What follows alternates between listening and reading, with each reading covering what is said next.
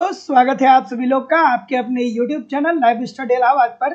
तो जैसा कि आपको पता है प्रत्येक दिन शाम को 7 बजे से हम लोग इकोनॉमिक्स का प्रैक्टिस सेशन करते हैं और वहीं हमारी इकोनॉमिक्स की जो दूसरी क्लास होती है वो लाइव स्टडी इलाहाबाद के मोबाइल एप्लीकेशन पे होती है, जहाँ पे आपको इकोनॉमिक्स के अलग अलग बैच देखने को मिलेंगे और अलग अलग बैचेज में आपको आपके सिलेबस के अकॉर्डिंग इकोनॉमिक्स के कंप्लीट कंटेंट सिंपल सटीक साधारण भाषा में प्रोवाइड किए जाते हैं, ताकि कम समय में बेहतर ढंग से आप इकोनॉमिक्स को सीख सकें, समझ सकें और सफलता को सुनिश्चित कर सकें। जैसे कि आपको आपके सिलेबस के अनुसार इकोनॉमिक्स के कंप्लीट कॉन्सेप्ट अर्थात थियरी पढ़ाई जा रही है। थियरी पढ़ना बहुत जरूरी है, क्योंकि जब तक आपकी थियरी कंप्लीट नहीं होती है तब तक बहुत प्रकार की कंफ्यूजन में आप पड़े रहते हैं। तो सिंपल सटीक साधारण भाषा में आपको आपके सिलेबस के अनुसार कंप्लीट थियरी पढ़ाई जा रही है। इसकी लाइव क्लास होती है। अगर आप लाइव क्लास में नहीं जुड़ पाते हैं तो बाद में आपको रिकॉर्डेड क्लास मिल जाता है, तो आप अपने समय के अनुसार कभी भी क्लास को देख सकते हैं। इसके अतिरिक्त कंप्लीट मेरी खुद की लिखी हुई हैंडराइटिंग का नोट्स मैं आप लोगों को दे रहा हूँ, ताकि आप एक तरफ थियरी को पढ़ते रहिए और दूसरी तरफ नोट्स के माध्यम से रिवीजन करते रहिए। सिंपल सटीक साधारण भाषा में नोट्स भी आपको प्रोवाइड किया जा रहा है। यहाँ पे आपको टेस्ट सीरीज भी दिया जा रहा है। आप टेस्ट दीजिए, देखिए गलती कहाँ हो रही है, गलती क्यों हो रही है, उसमें सुधार करिए, फिर अगला टेस्ट दीजिए, जिससे आपकी एक्यूरेसी बेहतर हो पाए। आपको यहाँ पे प्रीवियस ईयर की क्वेश्चन पेपर भी दिए जा रहे हैं, डायरेक्टली इनडायरेक्टली बहुत सारे प्रश्न प्रीवियस ईयर से पूछे जाते हैं और करंट की भी क्लासेज आपकी करवाई जा रही है। मतलब सब कुछ कवर कराना हमारी जिम्मेदारी है। आप अगर जो ठीक तरीके से इन सभी कंटेंट को सिस्टमेटिक वे से एप्लीकेशन पे फॉलो कर रहे हैं, यूट्यूब पे प्रैक्टिस कर रहे हैं, तो मैं निश्चित तौर पे कह सकता हूँ कि कहीं भी इधर उधर से आपको कुछ भी कलेक्ट करने की जरूरत नहीं होगी। सारी चीजें आपको यहीं से कवर हो जाएंगी। ठीक है, अब बात करें एडमिशन की, तो लाइफ टाइम की वैलिडिटी आपको मिलती है। इट मीन्स एक बार अगर जो आप कोर्स परचेज करते हैं तो वर्तमान परीक्षा में तो पढ़ेंगे ही पढ़ेंगे, साथ ही साथ इन केस अगर जो कोई नई वैकेंसी आती है उसके लिए भी पढ़ना चाहेंगे तो आपको ऑटोमेटिक न्यू बैच में भी ऐड कर दिया जाएगा। आपको अलग से फीस सबमिट करने की जरूरत नहीं होगी। लाइफ टाइम की वैलिडिटी के साथ एडमिशन फीस केवल और केवल 2000 रुपये है। तो जो लोग भी एडमिशन लेना चाहते हैं डिस्क्रिप्शन बॉक्स में जाइए, लाइव स्टडी इलाहाबाद के मोबाइल एप्लीकेशन का लिंक आपको मिल जाएगा। एप्लीकेशन को डाउनलोड करके और आप वहां से डायरेक्ट कोर्स को परचेज कर सकते हैं। या अगर जो आप डायरेक्ट कोर्स नहीं परचेज कर पा रहे हैं तो आप मुझे इस नंबर पे, ये जो नंबर आ रहा है आपके सामने, इस नंबर पे आप मुझे कॉल कर सकते हैं या व्हाट्सएप मैसेज कर सकते हैं किसी भी इंक्वायरी के लिए। आपको इकोनॉमिक्स के सभी बैच मिल जाएंगे, जैसे उत्तर प्रदेश में TGT, PGT, GIC lecturer, LT grade, BPSC, TRE का बैच आपको मिल जाएगा। आपको बिहार में सेट और बेट के लिए बैच मिल जाएगा। मध्य प्रदेश में वर्ग 1, वर्ग 2, मध्य प्रदेश में सेट का बैच आपको मिल जाएगा। उत्तराखंड में आपको लेक्चरर और एलटी का बैच मिल जाएगा।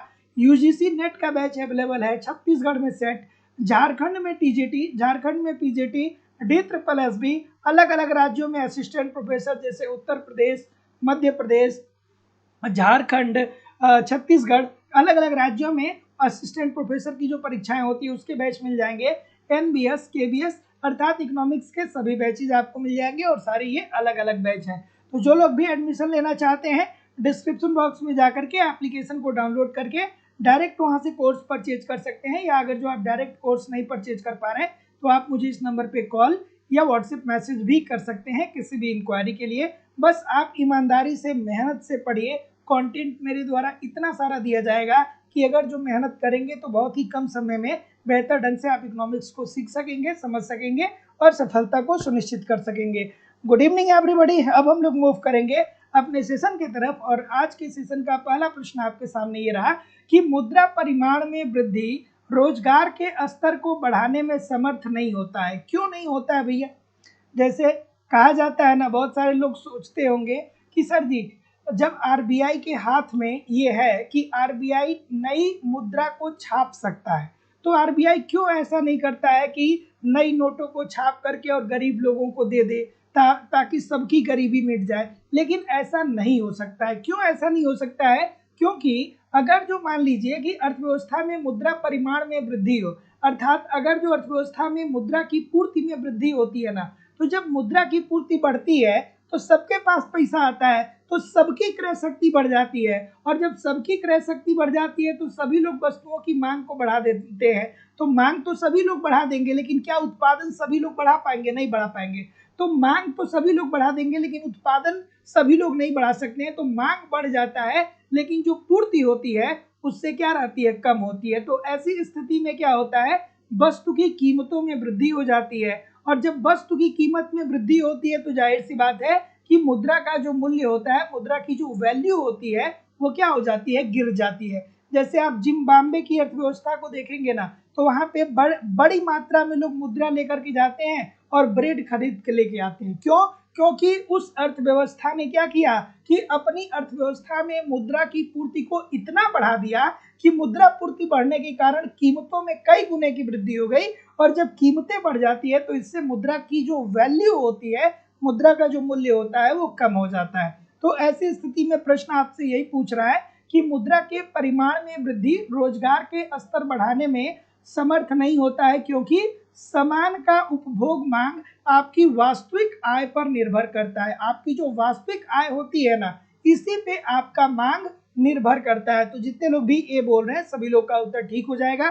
तो याद रखिएगा कि मुद्रा के परिमाण में, अर्थात अगर जो अर्थव्यवस्था की मुद्रा की मात्रा में भी वृद्धि कर दी जाए तो भी उससे अर्थव्यवस्था में बेरोजगारी को समाप्त नहीं किया जा सकता है। क्यों नहीं किया जा सकता है? क्योंकि अगर जो अर्थव्यवस्था में मुद्रा की पूर्ति बढ़ेगी तो इससे मांग बढ़ जाएगी, लेकिन उतना जितना तेजी से मांग बढ़ेगा उतना तेजी से पूर्ति नहीं बढ़ेगा, और जब पूर्ति नहीं बढ़ेगा तो वस्तुओं की कीमतों में वृद्धि हो जाएगी, और जब वस्तु की कीमत में वृद्धि हो जाएगी तो मुद्रा की वैल्यू, मुद्रा का मूल्य गिर जाएगा।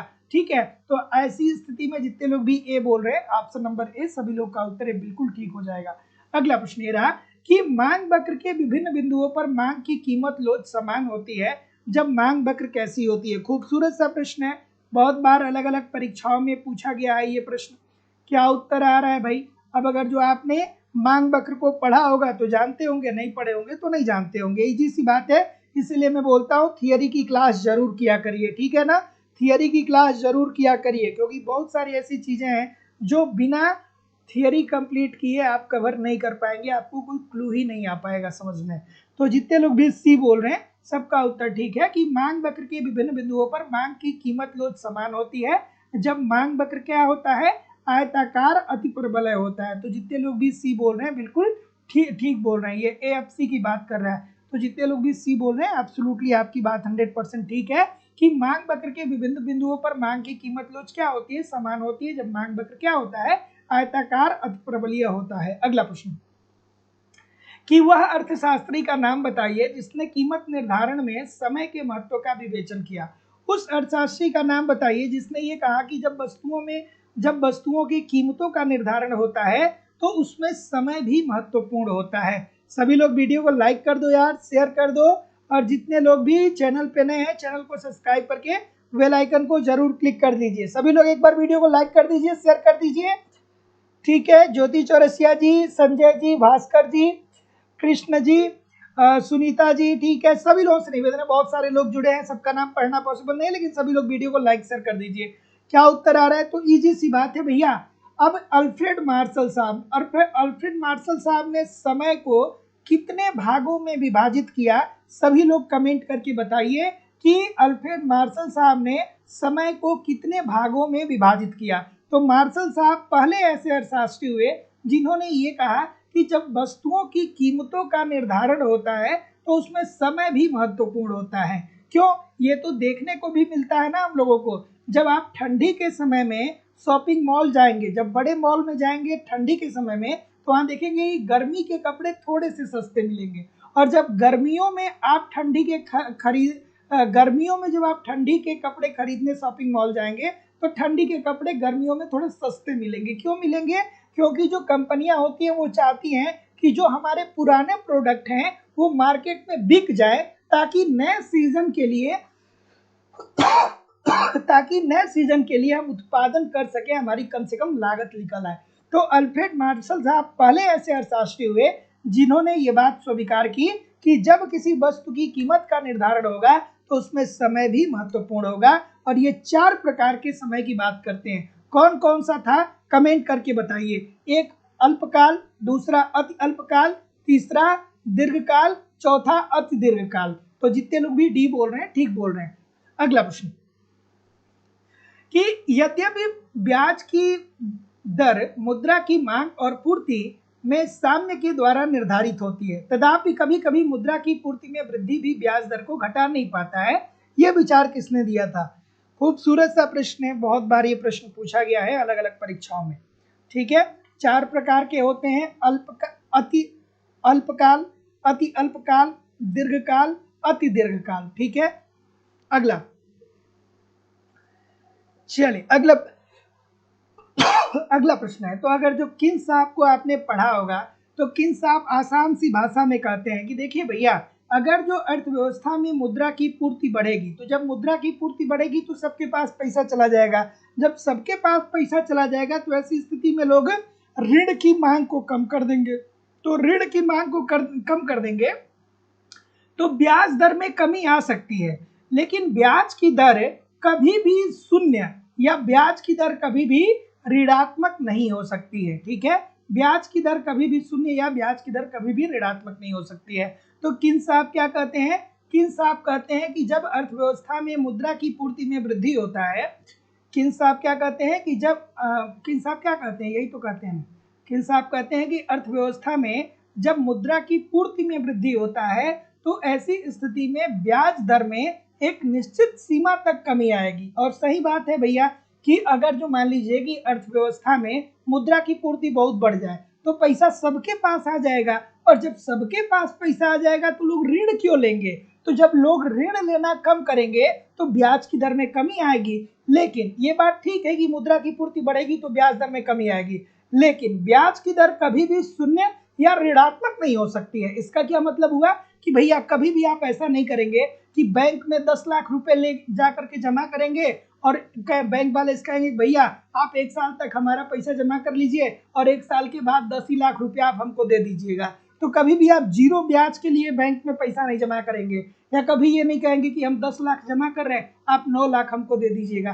तो ब्याज की दर कभी भी शून्य या कभी भी ऋणात्मक नहीं होती है। तो किन साहब ने क्या कहा कि अर्थव्यवस्था में जब मुद्रा की पूर्ति बढ़ाई जाती है तो ब्याज की दर एक निश्चित सीमा तक नीचे गिर सकती है, लेकिन ब्याज की दर कभी भी ऋणात्मक या 0 अर्थात शून्य नहीं हो सकती है। So option number B. अगला कि वास्तविक सकल राष्ट्रीय उत्पाद का मान होता है। परीक्षाओं में ये प्रश्न बहुत पूछे जाते हैं, परीक्षाओं में ये प्रश्न बहुत पूछे जाते हैं। थोड़ा आराम से करिएगा इस प्रश्न को, बहुत पूछे जाते हैं। इतने सारे लोग क्लास में जुड़े हैं, सभी लोग एक बार पहले वीडियो को लाइक कर दीजिए, शेयर कर दीजिए, और जो लोग भी चैनल पे नए हैं चैनल को सब्सक्राइब करके बेल आइकन को जरूर क्लिक कर लीजिए।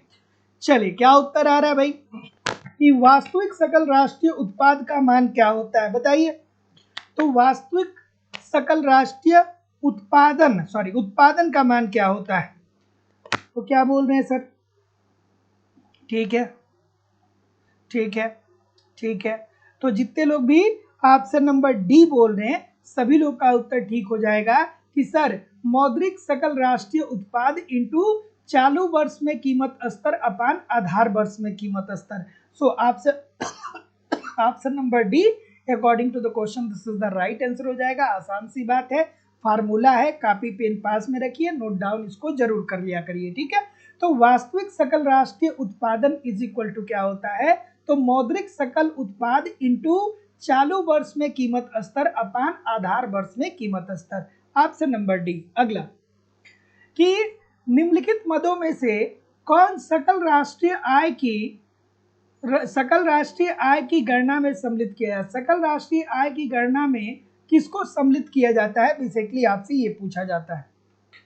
तो राष्ट्रीय आय क्या होता है? किसी एक वित्तीय वर्ष में उस देश में उत्पादित समस्त वस्तुओं और सेवाओं का कुल अंतिम मौद्रिक मूल्य ही उस देश की राष्ट्रीय आय होती है। और राष्ट्रीय आय में हम हस्तांतरण भुगतान को शामिल नहीं करते हैं। हस्तांतरण भुगतान जैसे कि पेंशन हो गया, जैसे कि छात्रवृत्ति हो गया, जैसे कि उपहार हो गया, तो जब राष्ट्रीय आय का आकलन करते हैं ना तो हस्तांतरण भुगतान को शामिल नहीं करते हैं, क्योंकि इस भुगतान के बदले कोई भी सेवा प्राप्त नहीं होता। जैसे सरकार ने आपको छात्रवृत्ति दिया, तो छात्रवृत्ति सरकार ने आपको दिया है तो भाई आप सरकार के लिए कोई काम थोड़ी करते हैं, छात्रवृत्ति सरकार ने आपको दे दिया, लेकिन आपने उस सरकार के लिए कोई काम थोड़ी किया। या अगर जो सरकार एक कर्मचारी को पेंशन दे रही है, तो कर्मचारी तो अब सेवानिवृत्त होकर घर पे बैठा हुआ है, लेकिन फिर भी कर्मचारी को पेंशन मिल रहा है, तो ये भी हस्तांतरण भुगतान होगा, क्योंकि उस समय सरकार के लिए वो कर्मचारी कार्य नहीं कर रहा है। तो ऐसी स्थिति में जब हम राष्ट्रीय आय की गणना करते हैं तो उसमें हस्तांतरण भुगतान को सम्मिलित नहीं करते हैं। तो क्या क्या होगा भाई, क्या नहीं होगा, चलिए बताइए। ऑप्शन नंबर, ठीक है, और कोई? तो जितने लोग भी ए बोल रहे हैं सभी लोग का उत्तर यहाँ पे एब्सोल्युटली ठीक है कि कंपनियों द्वारा लाभांश के भुगतान इसको शामिल करेंगे, बिल्कुल ठीक है। पुराने भवन की विक्रय आय को नहीं, इसको नहीं सम्मिलित करेंगे। सरकार द्वारा वृद्धावस्था पेंशन, जैसा कि मैंने बताया, हस्तांतरण आय में आएगा। और कंपनी द्वारा नई पूंजी का निर्गमन करने पे, ये भी बात ठीक है। तो जितने लोग भी केवल ए बोल रहे हैं कि सर जी 1 और 4 सही है, सभी लोग का उत्तर एब्सोल्युटली ठीक है। अब देखिए, ये ऐसे प्रश्न है ना कि अगर आप ठीक तरीके से एक बार थियरी पढ़ लेंगे ना, तो जिंदगी में कभी ये प्रश्न गलत नहीं होंगे। लेकिन अगर जो आप थियरी नहीं पढ़ेंगे तो इन प्रश्नों को में आप फिर अंदाजा लगाते रह जाएंगे। तो थियरी जरूर पढ़िए। एप्लीकेशन पे इकोनॉमिक्स के अलग अलग बैच चलाए जा रहे हैं, कंप्लीट आपको आपके सिलेबस के अनुसार थियरी पढ़ाई जा रही है, कंप्लीट आपको नोट्स दिए जा रहे हैं, टेस्ट सीरीज, प्रीवियस ईयर के क्वेश्चन पेपर और करंट, सारी चीजें दी जा रही है। इतने सारे कंटेंट दिए जा रहे हैं, अगर ठीक तरीके से मेहनत करेंगे तो प्रश्न कहाँ से बनेगा। आप इन सभी कंटेंट को एप्लीकेशन पे फॉलो करते रहिए, यूट्यूब पे प्रैक्टिस करते रहिए। मैं निश्चित तौर पे कह सकता हूँ कि बहुत ही कम समय में बेहतर ढंग से आप इकोनॉमिक्स को सीख सकते हैं, समझ सकते हैं और सफलता सुनिश्चित कर सकते हैं। जो लोग भी एडमिशन लेना चाहते हैं, डिस्क्रिप्शन बॉक्स में जाइए, एप्लीकेशन का लिंक दिया गया, एप्लीकेशन को डाउनलोड करके वहाँ से डायरेक्ट कोर्स परचेज कर सकते हैं। या अगर जो आप डायरेक्ट कोर्स नहीं परचेज कर पा रहे तो किसी भी इंक्वायरी के लिए आप मुझे इस नंबर पे कॉल या व्हाट्सएप मैसेज भी कर सकते हैं। चलिए, क्या उत्तर आ रहा है? लाइफ टाइम की वैलिडिटी के साथ एडमिशन फीस केवल और केवल 2000 रुपए। चलिए, क्या उत्तर आ रहा है भाई? सहज समृद्धि दर अवस्था। तो सहज समृद्धि दर का मतलब क्या होता है? तो सहज समृद्धि दर का मतलब ये होता है कि जब सभी साधनों तथा उत्पादन की वृद्धि समान दर हो तथा यह समय के प्रति स्थिर रहे, तो इस प्रकार की जो वृद्धि होती है अर्थव्यवस्था में, उसे ही सहज समृद्धि कहा जाएगा।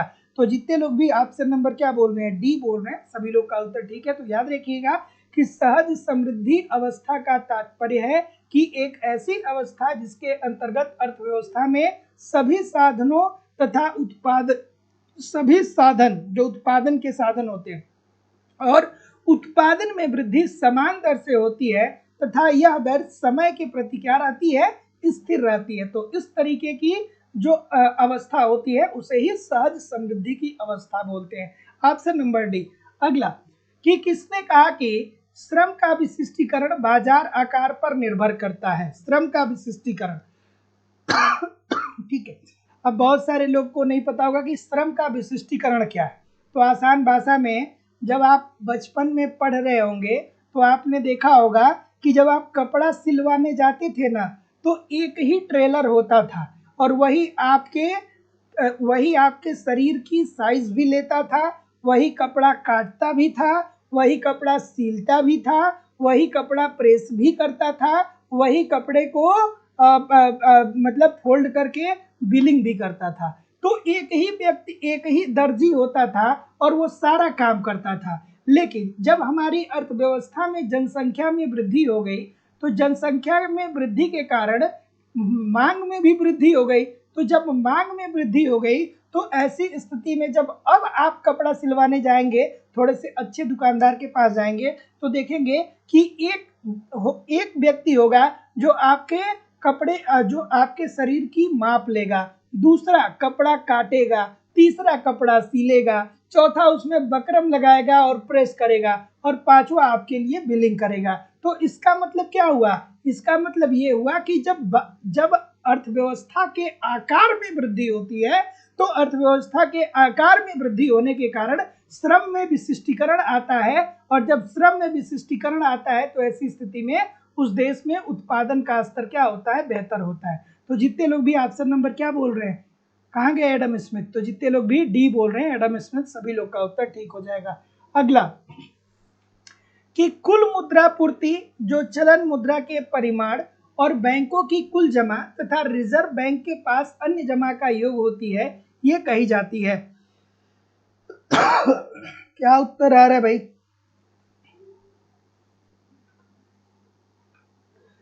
क्या उत्तर आ रहा है? चलिए बताइए। सभी लोग लाइक और शेयर करते रहा करिए वीडियो को। क्या बोल रहे हैं भैया? ठीक, ऑप्शन नंबर, तो अब देखिए ये बड़ी ही खूबसूरत सा प्रश्न है। देखिए M3 क्या होता है? M3 is equal to M1 plus बैंकों में जमा लोगों की सावधि जमा।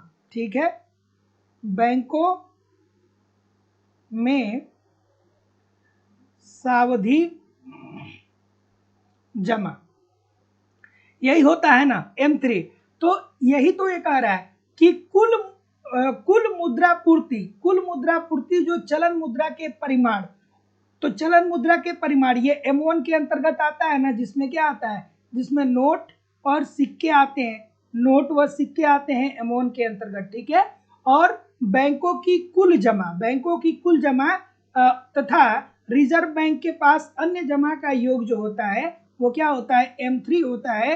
और M3 को हम लोग क्या बोलते हैं, M3 को हम लोग विस्तृत मुद्रा बोलते हैं। अब ये इंपॉर्टेंट है, यहाँ से प्रश्न बनता है। तो देखिए याद रखिएगा कि M0 को आरक्षित मुद्रा बोलते हैं। M0 को क्या बोलते हैं? आरक्षित मुद्रा बोलते हैं। M0 की अवधारणा किसने दिया था? रेड्डी समिति के द्वारा दिया गया था। M1, M2, M3, M4 इसकी अवधारणा किसने दिया था? चक्रवर्ती समिति के द्वारा दिया गया था। सर जी समझ में नहीं आता है ये M1, M2, M3, M4 क्या है? तो जैसे आपको आसान भाषा में मैं बताया कि M1 के अंतर्गत नोट, सिक्के और बैंकों की अन्य जमाओं को शामिल किया जाता है, तथा M3 के अंतर्गत M1 प्लस बैंकों के सावधि जमा को शामिल किया जाता है। तो इसका मतलब यह है कि RBI ने जो अर्थव्यवस्था में मुद्रा को डाला है उसी मुद्रा को M1, M2, M3, M4 के रूप में कोडित किया। ठीक है, उसी मुद्रा को M1, M2, M3 के रूप में कोडित किया है, जिसमें M1 को क्या बोलते हैं? इसको संकीर्ण मुद्रा बोलते हैं या नैरो मनी बोलते हैं। M1 और M2 को संकीर्ण मुद्रा या नैरो मनी बोलते हैं। M3 और M4 को हम लोग विस्तृत मुद्रा बोलते हैं। पूछा जाता है सबसे ज्यादा तरल कौन सा होगा, तो सबसे ज्यादा तरल M1 होगा, क्योंकि इसमें नोट व सिक्के आते हैं और नोट व सिक्के में तीव्र पलायन की क्षमता विद्यमान होती है। और सबसे कम तरल कौन होगा? M4 होगा, जिसमें क्या आता है? अचल संपत्ति आता है। तो जितने लोग भी सी बोल रहे हैं सभी लोग का उत्तर यहाँ पे बिल्कुल ठीक हो जाएगा। अगला प्रश्न कि पूर्ण प्रतियोगिता में फर्म का लाभ निर्भर करता है, किस पे निर्भर करता है भाई? क्या उत्तर आएगा भाई? और एप्लीकेशन में थोड़ा सा अपडेट चल रहा है, एक बस आज की बात है, 9-10 बजे तक सब ठीक हो जाएगा। हो सकता है कि एक दो लोगों को थोड़ी बहुत दिक्कत आ रही हो एप्लीकेशन पे, एप्लीकेशन थोड़ा अपडेट चल रहा है, 9 बजे तक सबकी प्रॉब्लम सॉल्व हो जाएगी। एक ही दो लोग होंगे, ज़्यादा नहीं होंगे, तो परेशान ना होइए, सब ठीक हो जाएगा। क्या उत्तर आ रहा है कि पूर्ण प्रतियोगिता में फर्म का लाभ निर्भर करता है? तो पूर्ण प्रतियोगिता क्या होता है? पूर्ण प्रतियोगिता बाजार की एक ऐसी स्थिति होती है जहां पे बहुत सारे क्रेता होते हैं, बहुत सारे विक्रेता होते हैं, समरूप वस्तुओं का उत्पादन होता है, क्रेता और विक्रेता सबको बाजार का ज्ञान होता है, मांग और पूर्ति की शक्तियों के आधार पर कीमतों का निर्धारण उद्योग के द्वारा किया जाता है। ठीक है, पूर्ण प्रतियोगिता के अंतर्गत श्रमिकों को मजदूरी उनकी सीमांत उत्पादकता के बराबर दी जाती है। तो चलिए भाई क्या उत्तर आ रहा है? तो जितने लोग भी ऑप्शन नंबर सी बोल रहे हैं सभी लोग का उत्तर यहाँ पे एब्सोल्युटली ठीक हो जाएगा कि कीमत और औसत लागत के आधिक्य के। ठीक है, और पूर्ण प्रतियोगिता दीर्घकाल में क्या करती है? हमेशा और हमेशा सामान्य लाभ ही कमाती है।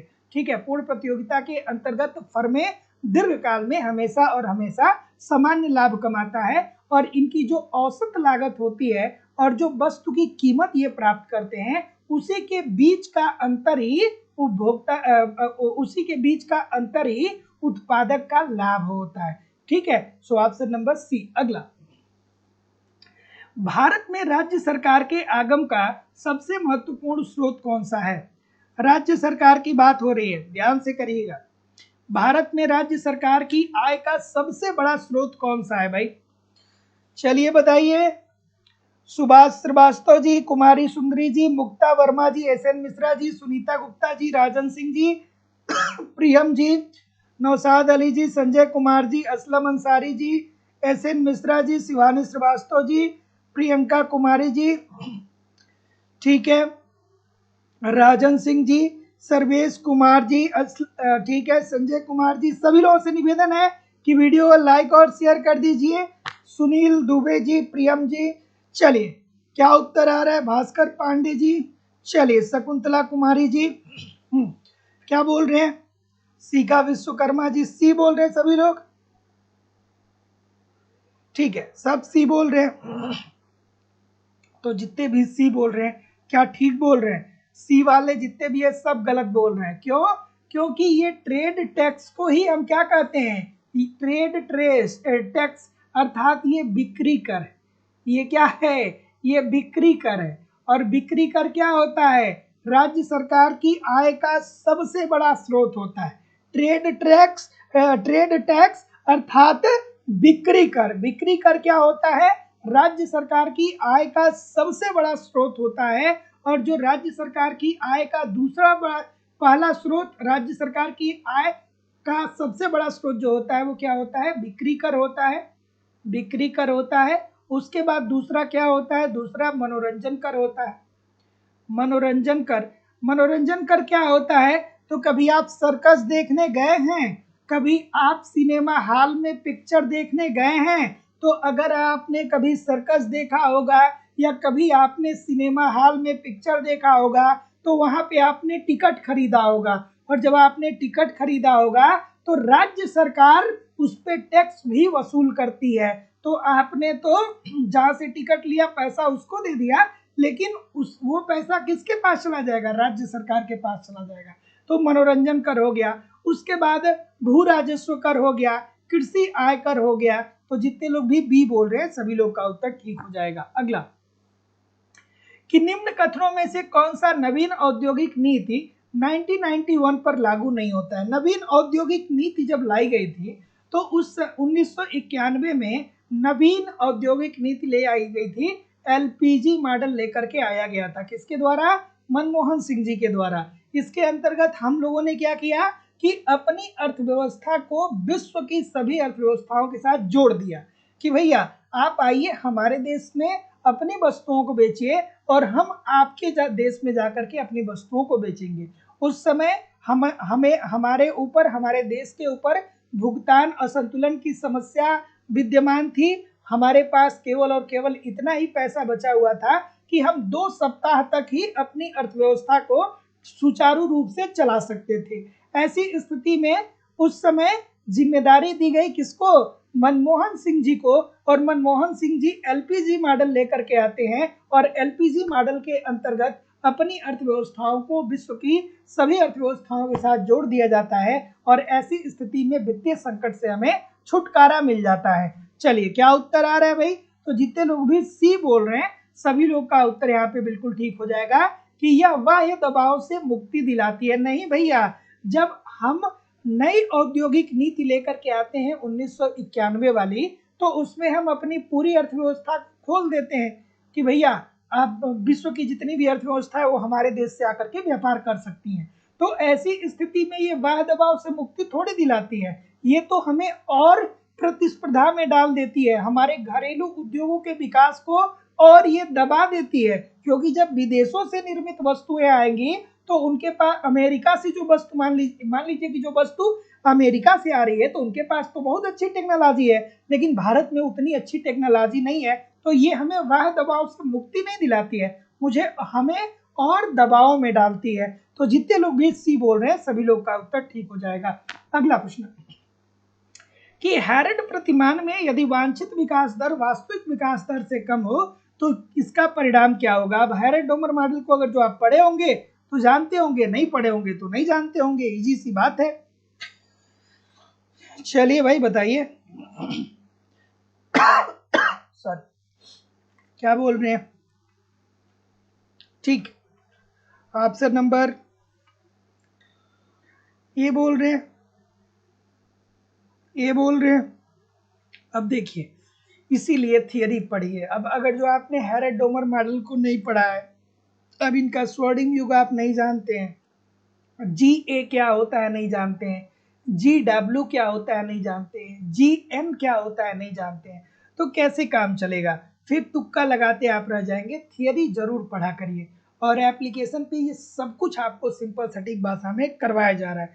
तो क्या उत्तर आ रहा है भाई? तो जितने लोग भी ए बी, काफी विविधता आ रही है, काफी विविधता आ रही है, काफी विविधता आ रही है, तो जितने लोग भी ए बोल रहे हैं सबका उत्तर ठीक हो जाएगा कि इससे अर्थव्यवस्था में महंगाई आ जाती है, अर्थात स्फीति आ जाती है।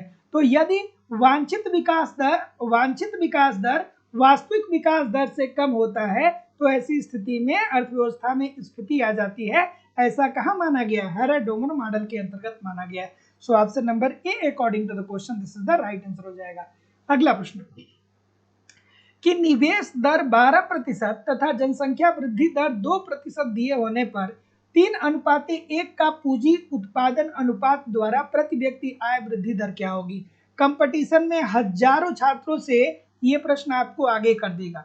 कंपटीशन में ये बार बार प्रश्न पूछा जाता है और ये हजारों हजार छात्रों से आपको कंपटीशन में आगे कर देगा, अगर जो आप इसे ठीक तरीके से समझ लेंगे कि कैसे इसे सॉल्व किया जाए। क्लास जो होती है प्रतिदिन 7:10 पे मैं लाइव आ जाता हूँ। 7 बजे से क्लास शेड्यूल होती है और मैं 10 मिनट आप लोगों को देता हूँ कि आप लोग चैट बॉक्स में आके एक दूसरे से इंफॉर्मेशन एक्सचेंज कर सकते हैं, क्योंकि मुझे भी पता है बहुत सारे बच्चे ऐसे हैं जो दूर दराज गांव से आते हैं और जिन्हें परीक्षा के बारे में या पढ़ाई के बारे में इतनी ज़्यादा अपडेट नहीं मिल पाती है। तो मैं 7:10 पे लाइव रोज आ जाता हूँ, तब तक आऊँगा जब तक आपका सिलेक्शन नहीं हो जाएगा। मतलब रेगुलर ये क्लासेस चलती रहेंगी, 365 दिन चलती रहती हैं, बशर्ते आप मेहनत से पढ़िए। तो 7 बजे क्लास शेड्यूल होती है, 7:10 पे मैं लाइव आ जाता हूँ। ठीक है, चलिए क्या उत्तर आएगा भाई? कि निवेश दर 12% है तथा, अच्छा ये पूछ क्या रहा है? प्रति व्यक्ति आय पूछ रहा है। तो प्रति व्यक्ति आय पूछ रहा है तो सबसे पहले तो हमें ग्रोथ रेट निकालना होगा ना। जब हम लोग आर्थिक वृद्धि दर निकालेंगे तभी तो जा करके हमें पता चलेगा कि प्रति व्यक्ति आय क्या होती है, क्योंकि प्रति व्यक्ति आय का फार्मूला क्या होता है? प्रति व्यक्ति आय, ठीक है, प्रति व्यक्ति वृद्धि, प्रति व्यक्ति वृद्धि, ठीक है। तो प्रति व्यक्ति आय वृद्धि दर, प्रति व्यक्ति आय वृद्धि दर, प्रति व्यक्ति आय वृद्धि दर क्या होता है? तो प्रति व्यक्ति आय वृद्धि दर होता है आर्थिक वृद्धि दर अपान जनसंख्या वृद्धि दर। आर्थिक वृद्धि दर, आर्थिक वृद्धि दर अपान जनसंख्या वृद्धि दर, जनसंख्या वृद्धि दर, ठीक है। हमको यही तो निकालना है ना कि प्रति व्यक्ति आय वृद्धि दर क्या होता है। तो प्रति व्यक्ति आय वृद्धि दर का फॉर्मूला मैंने आपको बताया कि आर्थिक वृद्धि दर अपान जनसंख्या वृद्धि दर इसका फॉर्मूला होता है। लेकिन हमें आर्थिक वृद्धि दर तो क्वेश्चन में दिया नहीं गया है, तो हम पहले आर्थिक वृद्धि दर को निकालेंगे। तो आर्थिक वृद्धि दर इज इक्वल टू क्या होगा? आर्थिक वृद्धि दर का फॉर्मूला क्या होता है? तो आर्थिक वृद्धि दर इज इक्वल टू होता है उस अर्थव्यवस्था की जो निवेश दर होती है, निवेश दर अपान पूंजी उत्पाद अनुपात, पूंजी उत्पाद अनुपात, पूंजी उत्पाद अनुपात, ठीक है। तो दो बात याद रखिएगा, आर्थिक वृद्धि दर इज इक्वल टू निवेश दर अपान पूंजी उत्पाद अनुपात, और प्रति व्यक्ति आय वृद्धि दर इज इक्वल टू आर्थिक वृद्धि दर अपान जनसंख्या वृद्धि दर। तो चलिए आर्थिक वृद्धि दर निकालते हैं। तो निवेश दर का मान कितना दे दिया गया? निवेश दर का मान 12 दे दिया गया है, तो 12। और पूंजी उत्पाद अनुपात कितना दे दिया गया है? पूंजी उत्पाद अनुपात कितना दिया गया है? 3 दिया गया है। तो 12/3 अर्थात ग्रोथ रेट कितना आ गया? 4 आ गया। आर्थिक वृद्धि दर कितनी आ गई? 4 आ गई। अब देख लीजिए हमको ये निकालना है कि प्रति व्यक्ति आय वृद्धि दर, तो प्रति व्यक्ति आय वृद्धि दर इज इक्वल टू आर्थिक वृद्धि दर अपान जनसंख्या वृद्धि। तो 4 आ गया आपकी आर्थिक वृद्धि दर, और जनसंख्या वृद्धि दर कितनी हो रही है, 2% हो रही है। तो 4% तो ये है, और जनसंख्या वृद्धि 2% है, तो 4/2 कितना हो जाएगा, 2% हो जाएगा। तो जितने लोग भी ऑप्शन नंबर ए बोलेंगे सभी लोग का उत्तर यहाँ पे एब्सोल्युटली 100% ठीक हो जाएगा। अगला प्रश्न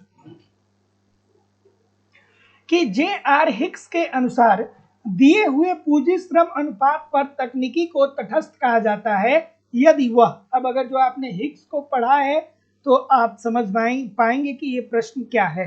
चलिए बताइए भाई। ठीक है, क्या उत्तर आ रहा है? ठीक है, ऑप्शन नंबर क्या बोल रहे हैं सभी लोग? एक बार वीडियो को लाइक कर दीजिए, शेयर कर दीजिए, और जो लोग भी चैनल पे नए हैं चैनल को सब्सक्राइब करके बेल आइकन को जरूर क्लिक कर दीजिए। क्या उत्तर आएगा भाई? बी बोल रहे हैं, ए बोल रहे हैं, और कोई? सब बी बोल रहे हैं, कुछ ए भी बोल रहे हैं। चलिए, तो इसका मतलब क्या होता है, देखिए ध्यान समझिए कि जे.आर. हिक्स के अनुसार दिए हुए पूंजी श्रम अनुपात पर तकनीकी को तटस्थ तब कहा जाएगा यदि वह श्रम और पूंजी की सीमांत उत्पादकता में समान रूप से वृद्धि हो रही है। इसका क्या मतलब होता है? इसका मतलब यही तो होता है ना कि एक स्थिर पूंजी श्रम अनुपात पर श्रम के साथ पूंजी के सीमांत उत्पाद का अनुपात जो होता है वो अपरिवर्तित रहता है। अब ऐसे प्रश्नों के लिए देखिए पूरी थियरी पढ़नी पड़ेगी। सो ऑप्शन नंबर जितने लोग भी बी बोल रहे हैं सभी लोग का उत्तर यहाँ पे बिल्कुल ठीक हो जाएगा। ठीक है, तो जितने लोग भी बी बोल रहे हैं सभी लोग का उत्तर यहाँ पे बिल्कुल ठीक हो जाएगा। तो जे.आर. हिक्स के अनुसार दिए हुए पूंजी श्रम अनुपात पर तकनीकी को तटस्थ कहा जाता है यदि वह श्रम और पूंजी की सीमांत उत्पादकता में समान दर से वृद्धि करता है। So option number B. अगला कि व्यापार शर्तों से आशय क्या होता है? चलिए बताइए कि व्यापार की शर्त का आशय क्या होता है? व्यापार की शर्त का आशय क्या होता है भाई? क्या उत्तर आएगा भाई? व्यापार शर्त क्या होता है? तो व्यापार शर्त उस दर को बताती है जिस दर पर दो देशों के बीच वस्तुओं का क्या होता है, विनिमय होता है। और व्यापार शर्तें कितने प्रकार की होती हैं? 3 प्रकार की होती हैं। तो देखिए व्यापार शर्त से आशय निर्यात और आयात के मूल्यों के अनुपात से होता है। ठीक है ना, निर्यात और आयात के मूल्यों के अनुपात से होता है। और व्यापार शर्तें 3 प्रकार की होती हैं। पहला, यदि किसी देश का अगर जो किसी देश को निर्यात से कम कीमत प्राप्त हो रही है और आयात से ज्यादा उसे ज्यादा विदेशी मुद्रा त्यागना पड़ता है, आयात, ठीक है, तो ऐसी स्थिति में व्यापार क्या होगा, उस देश के प्रतिकूल होगा। व्यापार क्या होगा, उस देश के प्रतिकूल होगा। ठीक है ना, प्रतिकूल होगा अर्थात अच्छा नहीं होगा। अगर निर्यात हम कम करेंगे तो हमें विदेशी मुद्रा कम मिलेगी, और अगर जो आयात हम ज्यादा करेंगे तो हमें विदेशी मुद्रा ज्यादा त्यागनी पड़ेगी। तो इससे व्यापार क्या होगा, प्रतिकूल होगा। दूसरा क्या होता है, दूसरा होता है कि जब किसी देश का निर्यात और आयात बराबर हो, तो निर्यात आयात बराबर होता है तो ऐसी स्थिति में व्यापार की शर्तें कैसी होती है, स्थिर होती है। ठीक है, उसके बाद तीसरी कंडीशन में क्या होता है कि जब हम निर्यात ज्यादा करते हैं, तो हमारा जब निर्यात ज्यादा होता है और आयात कम होता है तो व्यापार ये क्या होता है, हमारे पक्ष में होता है, अर्थात हमारे देश के लिए व्यापार अनुकूल होता है, अनुकूल होता है, अनुकूल होता है। तो जितने लोग भी ऑप्शन नंबर सी बोल रहे हैं ठीक बोल रहे हैं। अगला प्रश्न है कि किसी देश की मुद्रा का अवमूल्यन उसके भुगतान शेष के असंतुलन में सुधार करेगा यदि उसके द्वारा किए गए आयात और निर्यातों के मूल्य की लोच क्या होगी। अब अगर जो आपने मार्शल और लर्नर की शर्त को पढ़ा है तो आप इस प्रश्न को खूबसूरत तरीके से कर सकते हैं। मार्शल लर्नर शर्त अवमूल्यन का अगर जो आपने मार्शल और लर्नर का शर्त पढ़ा है तो आप बहुत ही खूबसूरती से इस प्रश्न का उत्तर दे सकते हैं। ये कौन सी वाली कंडीशन है, e x plus e M जब ग्रेटर देन 1 के होगा तो ऐसी स्थिति में व्यापार उस देश के पक्ष में होगा, अर्थात व्यापार अनुकूल होगा। व्यापार क्या होगा, अनुकूल होगा। ठीक है ना। ई एक्स प्लस ई एम क्या दिखाता है, यही दिखाता है कि उसके द्वारा आयात और निर्यातों के मूल्य के लोच को, इसको दिखाता है। ठीक है ना, आयात और निर्यातों के मूल्य को दिखाता है e x plus e m. तो अगर e x plus e m greater than 1 के होता है तो व्यापार अनुकूल होगा। दूसरा क्या होगा, e x plus e m is equal to 1 के बराबर होगा तो व्यापार की शर्त क्या होगी, स्थिर होगी। ठीक है। तीसरी कंडीशन क्या होती है कि ई एक्स प्लस ई एम जब ग्रेटर देन 1 के होगा तो सॉरी लेस देन 1 के होगा, ये होगा लेस देन 1 के होगा तो ऐसी स्थिति में व्यापार क्या होगा, प्रतिकूल होगा, अर्थात अच्छा नहीं होगा। ठीक है। तो ये क्या कह रहा है, ये क्या कह रहा है कि असंतुलन में सुधार होगा। तो सुधार होगा अर्थात इसकी बात कर रहा है, इसकी बात कर रहा है। तो सुधार होगा तो क्या होगा इसमें, तो जितने लोग भी ऑप्शन नंबर क्या बोल रहे हैं, डी बोल रहे हैं, सभी लोग का उत्तर ठीक हो जाएगा कि ये इकाई से अधिक है, अर्थात ये वाला कंडीशन बता रहा है e x plus e m greater than 1 के। ठीक है, इसमें सुधार होगा। और किससे नुकसान होगा, तो नुकसान वाली कंडीशन ये है e x plus e m less than 1 के, ये इससे नुकसान होगा। तो ऑप्शन नंबर जितने लोग भी डी बोल रहे हैं ठीक बोल रहे हैं। अगला हिक्स हैंसन विश्लेषण जो निवेश बचत वक्र और तरलता मुद्रा पूर्ति वक्र और तरलता मुद्रा पूर्ति वक्र की सहायता से किया गया है, यह बताता है कि जिन दोनों बाजारों में एक साथ साम्य होता है वो कौन से। अब हिक्स हैंसन की थियरी को पढ़े होंगे तो इस प्रश्न को कर पाएंगे, नहीं पढ़े होंगे तो नहीं कर पाएंगे, सीधी सीधी बात। चलिए क्या उत्तर आ रहा है भाई, क्या उत्तर आ रहा है। तो जैसा कि मैं देख पा रहा हूं, क्या बोल रहे हैं, क्या बोल रहे हैं, डी, सब डी बोलेंगे क्या। अच्छा भाई, तो अगर जो आपने हिक्स हैंसन को पढ़ा होगा तो जानते होंगे, नहीं पढ़े होंगे तो नहीं जानते होंगे। ठीक है, इजी सी बात है, आसान सी बात है। ठीक है, ये क्या है, ये एल एम वक्र है। ठीक है, ये क्या है, आई एस वक्र है। ये एल एम वक्र है, ये आई एस वक्र है। ये ई बिंदु है जहां पे संतुलन स्थापित होता है, ये वाई अक्ष है, ये ओ बिंदु है मूल बिंदु, और ये एक्स अक्ष है। ये क्या होता है, ये यहाँ आर जीरो होता है और यहाँ पे वाई जीरो होता है। तो जितने लोग भी ऑप्शन नंबर क्या बोलेंगे, डी बोलेंगे, मुद्रा बाजार और वस्तु बाजार, सभी लोग का उत्तर यहाँ पे एब्सोल्युटली ठीक हो जाएगा। और हिक्स हैंसन विश्लेषण जो निवेश बचत वक्र और तरलता मुद्रा पूर्ति वक्र की सहायता से दिया गया, यह बताता है कि मुद्रा बाजार और वस्तु बाजार में एक साथ साम्य की स्थिति होगी। So option number D according to the question this is the right answer हो जाएगा। आप देखिए, इसके लिए आपको पढ़ना पड़ेगा, थियरी पढ़ना पड़ेगा। अगला प्रश्न ये रहा कि किन्स के अनुसार मुद्रा निर्भर करती है, किन्स के अनुसार मुद्रा किस पे निर्भर करती है भाई। चलिए क्या उत्तर आ रहा है, किन्स के अनुसार मुद्रा निर्भर करती है, किस पे निर्भर करती है। ऑप्शन नंबर, ठीक है, और जो लोग भी एडमिशन ले रहे हैं आप स्क्रीनशॉट सेंड कर दीजिए। ठीक है, एक सेकेंड,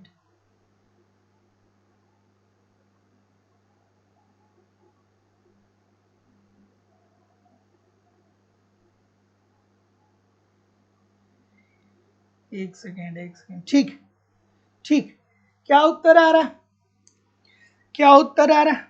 तो किन साहब ने क्या कहा था कि आय स्तर ब्याज दर का फलन होता है, या आय स्तर ब्याज पे निर्भर करता है। अब जब किन साहब आते हैं तो आपको दो तीन चीजें बहुत अच्छे से याद आ जानी चाहिए। किन साहब क्या कहते हैं कि जो आय होता है ना वो बराबर होता है बचत और प्लस उपभोग के, ठीक है। अगर जो मान लीजिए कि 100 रुपये आपकी इनकम है, 100 रुपये में से अगर जो आपने 80 रुपये खर्च कर दिया तो आपकी बचत कितनी होगी, 20 रुपये की होगी। और यही जो बचत होगा ना यही आपका निवेश होगा। अर्थात जो बचत होता है वो किसके बराबर होता है, वो निवेश के बराबर होता है, ठीक है, निवेश के बराबर होता है। अर्थात S इज इक्वल टू आई होता है। फिर वो क्या कहते हैं कि जो आय स्तर होता है ना ये ब्याज दर पे निर्भर करता है। हाँ ठीक है, तो जितने लोग भी ऑप्शन नंबर बी बोल रहे हैं सभी लोग का उत्तर यहाँ पे एब्सोल्युटली 100% ठीक हो जाएगा।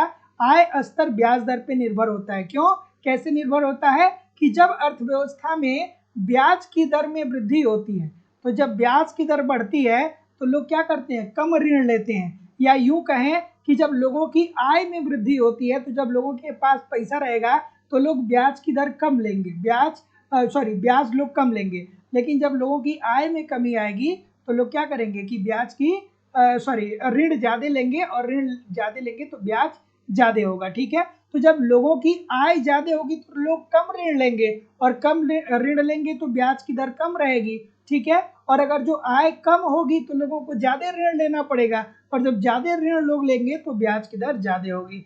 सो ऑप्शन नंबर बी। अगला कि भारत में मुद्रा अर्थात करेंसी की आंशिक परिवर्तनीयता का क्या अर्थ होता है। खूबसूरत सा प्रश्न है, बहुत बार ये प्रश्न अलग अलग परीक्षाओं में पूछा गया है। थोड़ा आराम से इस प्रश्न का उत्तर करिए।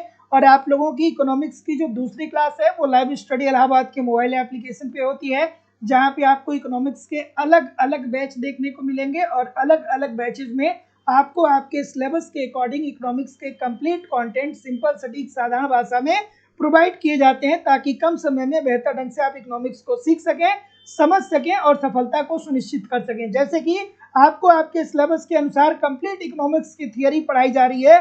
थियरी पढ़ना बहुत जरूरी है, क्योंकि ऐसे प्रश्न देख लीजिए बिना थियरी के समझ में नहीं आएंगे। सिंपल सटीक साधारण भाषा में कंप्लीट आपको थियरी पढ़ाई जा रही है, कंप्लीट आपको वहाँ पे इकोनॉमिक्स के नोट्स दिए जा रहे हैं। मेरी खुद की हैंडराइटिंग का नोट्स मैं दे रहा हूँ, ताकि आप एक तरफ थियरी को पढ़ते रहिए, दूसरी तरफ नोट्स के माध्यम से रिवीजन करते रहिए। आपको टेस्ट सीरीज दिया जा रहा है, टेस्ट दीजिए, अपना इवेल्युएशन करिए, देखिए गलती कहाँ हो रही है, गलती क्यों हो रही है, उसमें सुधार करिए, फिर अगला टेस्ट दीजिए, जिससे आपकी एक्यूरेसी बेहतर हो पाए। प्रीवियस ईयर की क्वेश्चन पेपर और करंट सारी चीजें आपको प्रोवाइड की जा रही हैं लाइफ टाइम की वैलिडिटी के साथ। एडमिशन ओपन है, जो लोग भी एडमिशन लेना चाहते हैं डिस्क्रिप्शन बॉक्स में जाइए, लाइव स्टडी इलाहाबाद के WhatsApp channel, live study Allahabad के मोबाइल एप्लीकेशन का लिंक आपको मिल जाएगा। एप्लीकेशन को डाउनलोड कर लीजिए और वहां से डायरेक्ट कोर्स परचेज कर सकते हैं।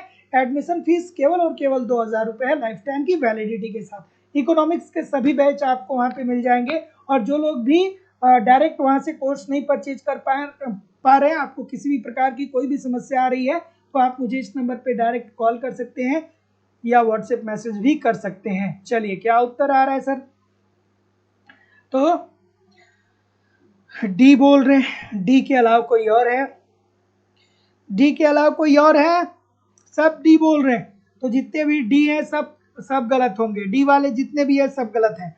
तो भारत में मुद्रा करेंसी की आंशिक परिवर्तनीयता का अर्थ है भुगतान संतुलन में चालू खाते पर परिवर्तनीयता। तो जितने लोग भी ऑप्शन नंबर बी बोल रहे हैं बिल्कुल ठीक बोल रहे हैं। अब आपको नहीं पता है चालू खाता क्या होता है, पूंजी खाता क्या होता है, तो ये चीजें नहीं समझ में आएंगी। तो जितने लोग भी बी बोल रहे हैं सभी लोग का उत्तर यहाँ पे बिल्कुल ठीक हो जाएगा। तो याद रखिएगा कि भारत में मुद्रा अर्थात करेंसी की आंशिक परिवर्तनीयता का अर्थ होता है भुगतान संतुलन के चालू खाते पर परिवर्तनीयता। Option number B according to the question this is the right answer हो जाएगा। अगला कि विकेंद्रित नियोजन का क्या अर्थ होता है। विकेंद्रित नियोजन क्या होता है, विकेंद्रित नियोजन, एक सेकेंड क्या मैंने बोला, सॉरी चालू खाता नहीं होगा, पूंजी खाता होगा। देखिए ये थोड़ा सा मिस्टेक हो गया, सॉरी सी होगा, सी ठीक है। तो भुगतान और संतुलन के पूंजी खाते पे परिवर्तनीयता होगा, सॉरी ठीक है। तो जितने लोग भी सी बोल रहे थे ठीक बोल रहे थे। चलिए विकेंद्रित नियोजन का अर्थ है, मैंने शायद पढ़ा सही है टिक गलत कर दिया है। चलिए आगे, विकेंद्रित नियोजन का अर्थ क्या होता है? तो विकेंद्रित नियोजन का मतलब क्या होता है भैया? ठीक है, ठीक है। तो देखिए, विकेंद्रित नियोजन का मतलब ये होता है कि जब प्रशासनिक स्तर पे कोई नियम बनता है, ठीक है, प्रशासनिक स्तर न्यूनतम प्रशासनिक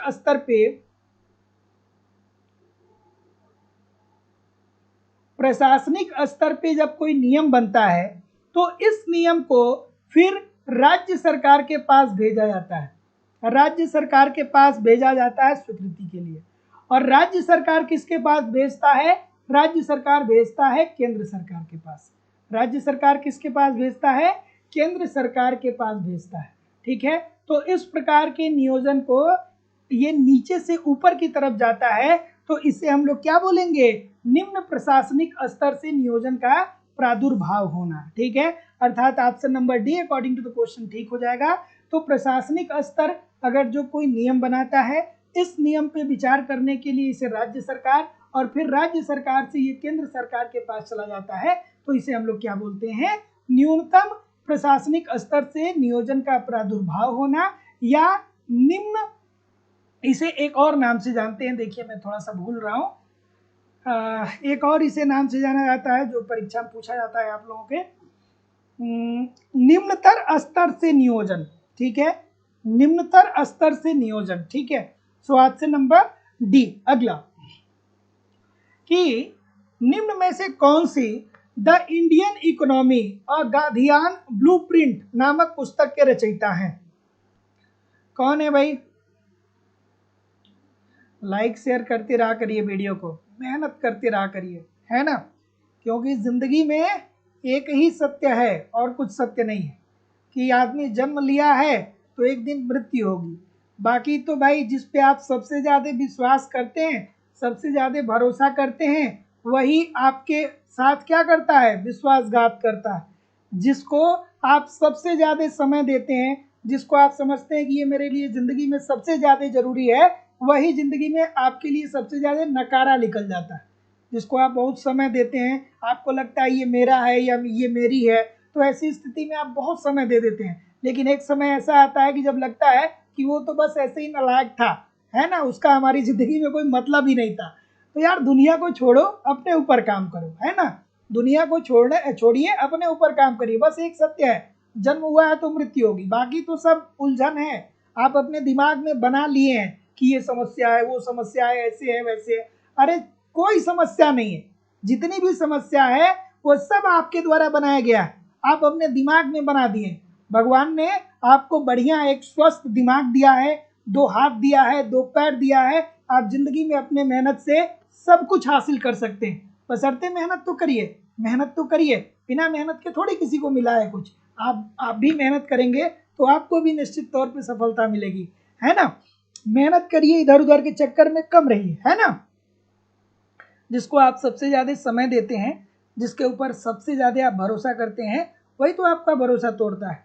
जिसको आप सबसे ज़्यादा समय देते हैं, पता चले कि आपकी शादी होती है तो वो आता ही नहीं है कि नहीं है? ऐसा होता है। तो यार दुनिया के चक्कर छोड़ो, अपने चक्कर में पड़ो, अपने खूब बढ़िया से रहो, खूब अच्छा पहनिए, खूब बढ़िया खाइए, अपने ऊपर खूब मेहनत करिए, खूब घूमिए, खूब सोइए, जो मन करे सो करिए, लेकिन अपने ऊपर काम करो यार, दुनिया से क्या मतलब है। चलिए आगे बढ़ते हैं अगले प्रश्न के ऊपर, कि निम्न में से कौन the Indian economy guardian blueprint नामक पुस्तक के रचयिता हैं? तो जितने लोग भी ऑप्शन नंबर बी बोल रहे हैं, सभी लोग का उत्तर ठीक हो जाएगा कि Chaudhary Charan Singh. Option number B, Chaudhary Charan Singh, option number B according to the question this is the right answer हो जाएगा। तो निम्नलिखित में से the Indian economy a guardian blueprint, ये लिखा गया था चौधरी चरण सिंह साहब के द्वारा। So option number B according to the question this is the right answer हो जाएगा। अगला प्रश्न, राज्यों को तदर्थ अनुदान हेतु गाडगिल फार्मूले के अंतर्गत सर्वाधिक महत्व किसको दिया गया? किसको दिया गया भाई? किसको दिया गया? किसको दिया गया? तो देखिए, गाडगिल फार्मूले के अंतर्गत ये कहा गया, पहले आप बताइए। चलिए क्या उत्तर होगा भाई? और यहाँ तो ऑनलाइन प्लेटफॉर्म पे क्या है कि जैसे मैं अपने ही चैनल पे बहुत सारे बच्चों को देखता हूँ कि एक समाज बना चुके हैं, है ना। एक दूसरे की लाइफ को वो बस इतना ही जानते हैं कि उनका नाम ये है, उनका नाम ये है, लेकिन एक दूसरे से खूब बातें करते हैं, क्या बन रहा है, क्या हो रहा है, क्या पढ़ा जा रहा है, किसी से कोई मतलब नहीं है, लेकिन फिर भी एक दूसरे की लाइफ में जबरदस्ती घुसने का प्रयास। चलिए क्या उत्तर आ रहा है भाई, क्या उत्तर आ रहा है? राज्यों को तदर्थ अनुदान है तो गाडगिल फार्मूले की बात हो रही है। तो गाडगिल फार्मूले के अंतर्गत सर्वाधिक महत्व किसको दिया गया सर? तो हाँ ठीक है, तो राज्यों के तदर्थ अनुदान है तो गाडगिल फार्मूले के अंतर्गत सर्वाधिक महत्व जो दिया गया था वो किसको दिया गया था? जनसंख्या को दिया गया था। और इसमें गाडगिल फार्मूले में जनसंख्या को 60% भार प्रदान किया गया था। सर्वाधिक महत्व इसी को दिया गया था और 60% महत्व प्रदान किया गया था। और इसके बाद आय, कर, सिंचाई एवं ऊर्जा परियोजनाओं इत्यादि अन्य क्षेत्रों को 10-10% भारांक दिया गया था। तो जितने लोग भी जनसंख्या की बात बोल रहे हैं सभी लोग का उत्तर यहाँ पे बिल्कुल ठीक हो जाएगा। अगला प्रश्न, गोकुल ग्राम योजना किस राज्य सरकार द्वारा चलाई जा रही है?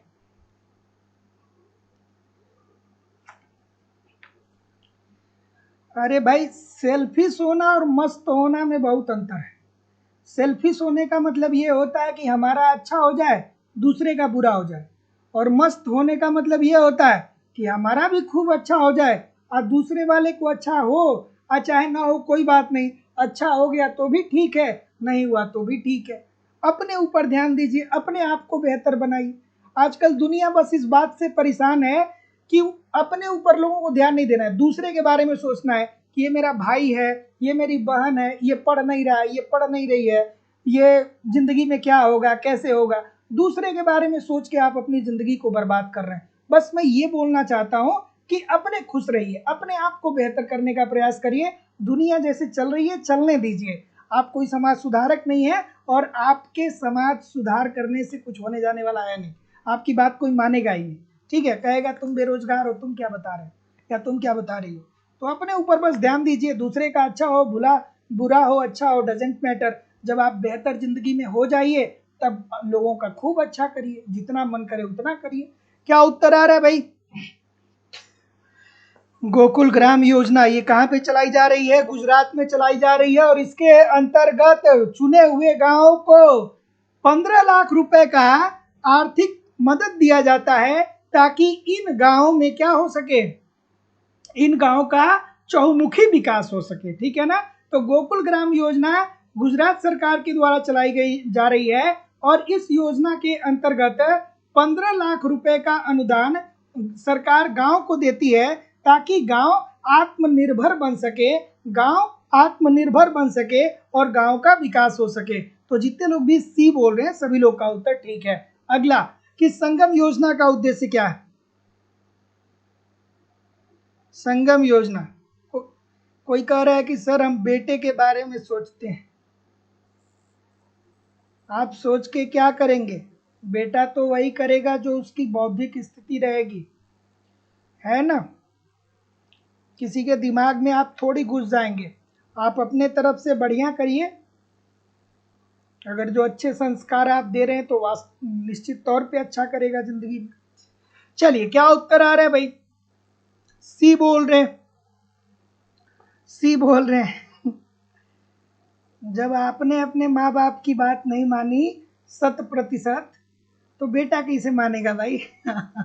चलिए क्या उत्तर आ रहा है? सी बोल रहे हैं। तो जितने लोग भी सी बोल रहे हैं क्लास पे कंसंट्रेट करते हैं। तो जितने लोग भी सी बोल रहे हैं विकलांगों के कल्याण में वृद्धि के लिए, सभी लोग का उत्तर ठीक हो जाएगा। तो संगम योजना की जो शुरुआत हुई थी वो 1996 में हुई थी। कब हुई थी? 1996 में हुई थी। और इस योजना को चलाने के पीछे मुख्य उद्देश्य ये था कि जो विकलांग हैं उनके कल्याण में वृद्धि किया जाए। अगला प्रश्न, कि जयप्रकाश नारायण रोजगार योजना एवं लघु उद्यमी क्रेडिट कार्ड योजना का प्रारंभ केंद्रीय बजट वर्ष में हुआ। कब हुआ भाई?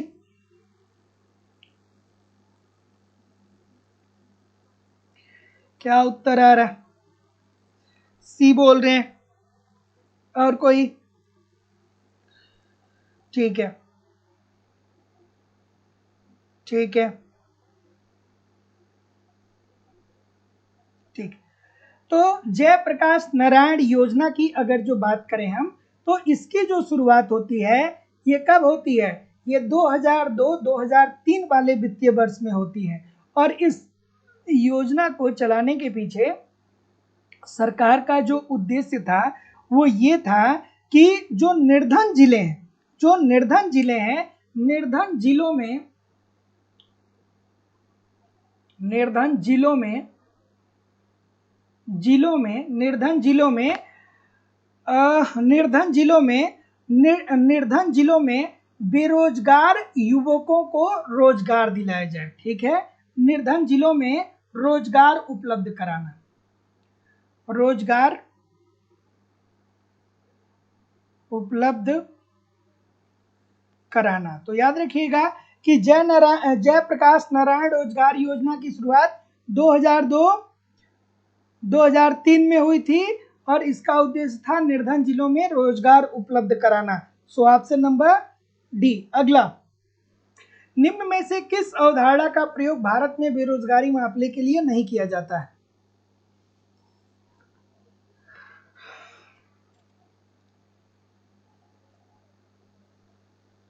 चलिए, कि निम्न में से किस धारणा का प्रयोग भारत में बेरोजगारी मापने के लिए नहीं किया जाता है? क्या उत्तर आ रहा है भाई?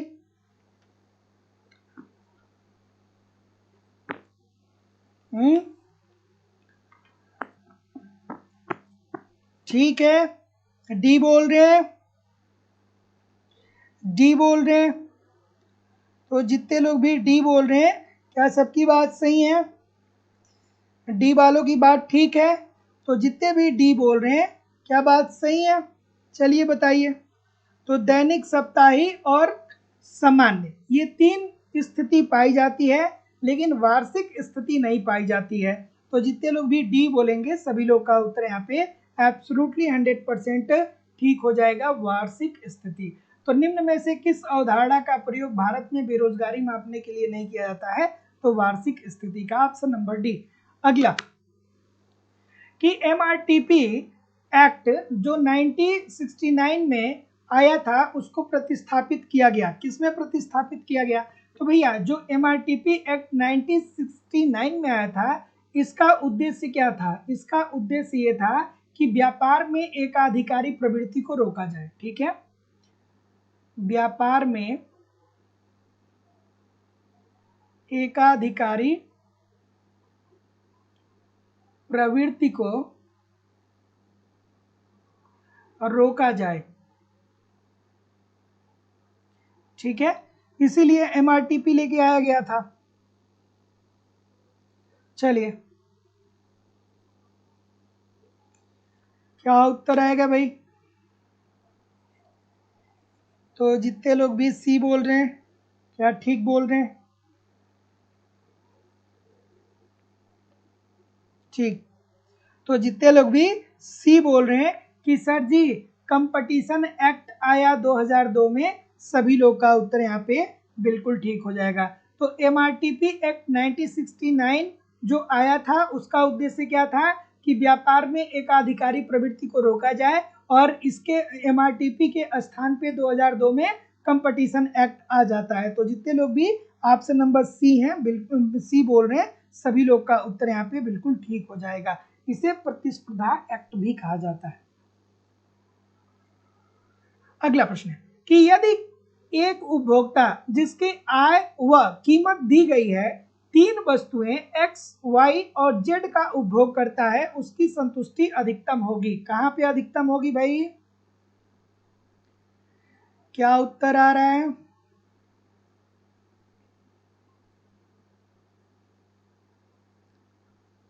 चलिए, क्या उत्तर आ रहा है?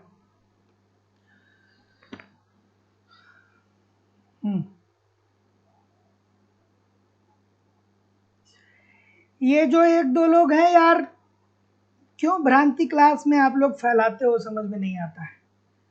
ये कौन सा प्रश्न है? ये कहाँ का प्रश्न है? ये 2021 में प्रश्न पूछा गया था पीजीटी में। एक कोई बीच से कमेंट करेगा और उसमें 4 ठो मिल जाएंगे कि हाँ बात सही है, बात सही है। अरे यार, मैं सब कुछ तो वही करा रहा हूं। ऐसा आप मेरी 50 से 100 क्लास देख लीजिए, फिर आप इकोनॉमिक्स का कोई भी पेपर कहीं का भी उठा करके देख लीजिए, मैक्सिमम प्रश्न आपको मिल जाएंगे, क्योंकि मैं कुछ भी छोड़ता नहीं हूँ, सारी चीज़ें कवर कराता हूँ। तो बीच में नेता काहे बनना प्रारंभ कर देते हैं कुछ लोग, हैं? काहे नेता बनते हैं भैया? आज जो पढ़ा लिखा व्यक्ति है वो अगर जो इस तरीके से बात करे तो ठीक नहीं है। ये सारी चीजें कहीं ना कहीं पूछी गई हैं, हर परीक्षाओं में पूछी जाती हैं। क्या उत्तर आ रहा है सर? तो जितने लोग भी सी बोल रहे हैं सभी लोग का उत्तर ठीक हो जाएगा। इजी सी बात है, बहुत बार बताया हूँ। 2021 के पीजीटी में ये पूछा भी गया था कि MUX upon PY is equal to MUY upon, एक सेकेंड, PY होना चाहिए ना, D कैसे होगा भाई? D कैसे होगा? PY होना, एक second, MUX upon PX is equal to MUY upon PY is equal to MUZ upon PZ। ये होना चाहिए ना, कोई ऑप्शन में दिया है? MUX अपान, हाँ ठीक है, सी में दिया है। तो जितने लोग भी सी बोल रहे हैं सभी लोग का उत्तर यहाँ पे एब्सोल्युटली 100% ठीक हो जाएगा। ये बच्चों वाला प्रश्न है, इसमें MU क्या इंडिकेट करता है और P क्या इंडिकेट करता है, सभी लोग कमेंट करके बताइए, मैं बहुत बार बताया हूं। अगला, श्लिष्टकी प्रमेय हमें क्या बताता है भाई? श्लिष्टकी प्रमेय हमें क्या बताता है? श्लिष्टकी प्रमेय हमें क्या बताता है? क्या उत्तर आ रहा है? ऑप्शन नंबर, सभी लोग वीडियो को लाइक कर दीजिए, शेयर कर दीजिए। जो लोग भी चैनल पे नए हैं चैनल को सब्सक्राइब करके बेल आइकन को जरूर क्लिक कर दीजिए। तो श्लिष्टकी प्रमेय क्या बताता है? ठीक है, तो श्लिष्टकी प्रमेय ये बताता है कि वास्तविक आय को स्थिर रखने के लिए श्लिष्टकी साहब ये एक सुझाव देते हैं कि उपभोक्ता के पास उतनी मुद्रा रहने दी जाए जिससे यदि वस्तु के मूल्य में परिवर्तन आता है तो वो उसकी वही क्रय शक्ति बनी रहे। तो जितने लोग भी बी बोल रहे हैं, जितने लोग भी डी बोल रहे हैं सभी लोग का उत्तर यहाँ पे बिल्कुल ठीक हो जाएगा कि मूल्य प्रभाव का प्रतिस्थापन एवं आय प्रभाव में वियोजन। तो श्लिष्टकीय प्रभाव क्या है? तो श्लिष्टकीय प्रभाव या श्लिष्टकीय प्रमेय मूल्य प्रभाव तथा मूल्य प्रभाव का प्रतिस्थापन तथा आय प्रभाव को बताता है, जिसके अंतर्गत उन्होंने ये बात कही कि वास्तविक आय को स्थिर रखने के लिए श्लिष्टकी ने यह सुझाव दिया कि उपभोक्ता के पास उतनी मुद्रा रहने दिया जाए कि जिससे यदि वस्तुओं की मूल्यों में वृद्धि होती है तो वह उन्हीं वस्तुओं के संयोग को परचेज कर पाए जो पहले परचेज कर रहा था। सो ऑप्शन नंबर डी। अगला, कि निम्नलिखित में से कौन सी पुस्तक अमर्त्य सेन की नहीं है? अमर्त्य सेन की पुस्तक कौन सी नहीं है भाई? चलिए, और अगर जो आपको अलग से टेस्ट सीरीज चाहिए, अलग से आपको केवल नोट्स चाहिए, प्रीवियस ईयर के क्वेश्चन पेपर अलग से चाहिए, तो अलग से भी सारी चीजें आपको मिल जाएंगी। क्या उत्तर आ रहा है भाई? क्या उत्तर आ रहा है? ऑप्शन नंबर, ये बोल रहे हैं एशियन ड्रामा किसकी है? एशियन ड्रामा किसकी है सर? तो एशियन ड्रामा जो है वो गुरनार मेडल साहब की है। एशियन ड्रामा किसकी है? गुरनार मेडल साहब की है। गुरनार मेडल साहब की है। ठीक है, तो ये क्या पूछ रहा है कि निम्नलिखित में से कौन सी पुस्तक अमर्त्य सेन की नहीं है? तो अमर्त्य सेन ने एशिया ड्रामा नहीं लिखा था, Asia drama Asian drama Gunnar Myrdal ने लिखा था। ठीक है, सो ऑप्शन नंबर ए। अगला, कि न्यूनतम लागत संयोग वाली फर्म को कहा जाता है। क्या उत्तर आ रहा है भाई? कि न्यूनतम लागत संयोग वाली फर्म को कहा जाता है। क्या कहा जाता है भाई? और देखिए, एक दो क्लास कम से कम रोज देखा करिए, एक लाइव क्लास देखा करिए और एक रिकॉर्डेड क्लास देखा करिए। प्लेलिस्ट में जाइए, क्लासेस पड़ी हुई है, ज़्यादा से ज़्यादा प्रश्न को आप प्रैक्टिस करिए, जितना ज़्यादा हो सकता है उतना प्रैक्टिस करिए, दो दो क्लासेस जरूर देखते रहिए। क्या उत्तर आ रहा है भाई? तो न्यूनतम लागत, जैसे बिस्किट उद्योग है, तो बिस्किट उद्योग में जैसे पार्ले जी है, तो पार्ले जी की औसत न्यूनतम लागत जो है, औसत लागत जो है, सॉरी पार्ले जी की अगर जो हम लोग बात करें तो पार्ले जी जो है इसकी औसत लागत न्यूनतम है। अगर जो हम लोग बिस्किट उद्योग की बात करें तो बिस्किट उद्योग में बहुत सारे बिस्किट बनाने वाली कंपनियां हैं, लेकिन फिर भी पार्ले जी 5 रुपए में ही बिस्किट बेच रहा है। जब से आज से 20-25 साल पहले भी पार्ले जी 4 रुपए का मिलता था, और आज भी पार्ले जी 4 नहीं बल्कि 5 रुपए का मिलता है, लेकिन फिर भी पार्ले जी बिस्किट उद्योग के अंतर्गत न्यूनतम लागत वाली फर्म है। यही कारण है कि जितनी भी कंपनियां हैं वो 5 रुपए में बिस्किट बेचती हैं। नहीं तो अगर जो आज तक पार्ले जी ने बिस्किट की कीमतों में वृद्धि किया होता है तो शायद 5 रुपए का बिस्किट भारतीय अर्थव्यवस्था में अब मिलता ही नहीं, लेकिन पार्ले जी ने 4 की जगह पे 5 रुपए किया।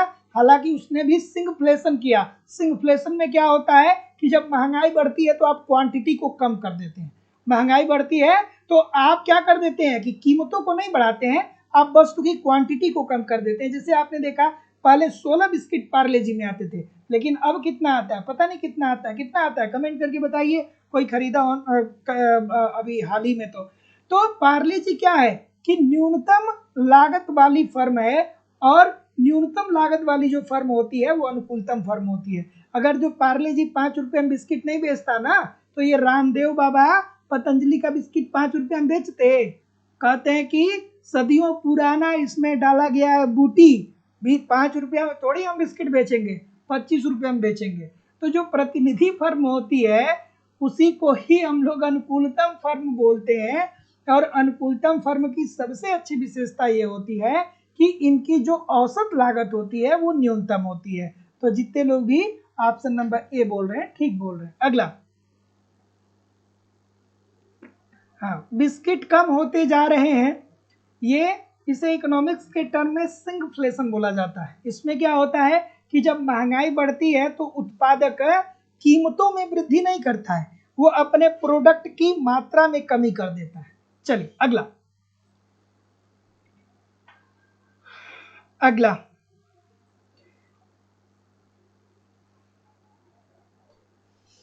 अगला कि अर्थव्यवस्था उस आय के स्तर और ब्याज दर पे होगी जिस पर समग्र मांग समग्र पूर्ति के बराबर होगा, तथा तरलता की मांग और मुद्रा की पूर्ति भी बराबर होगी।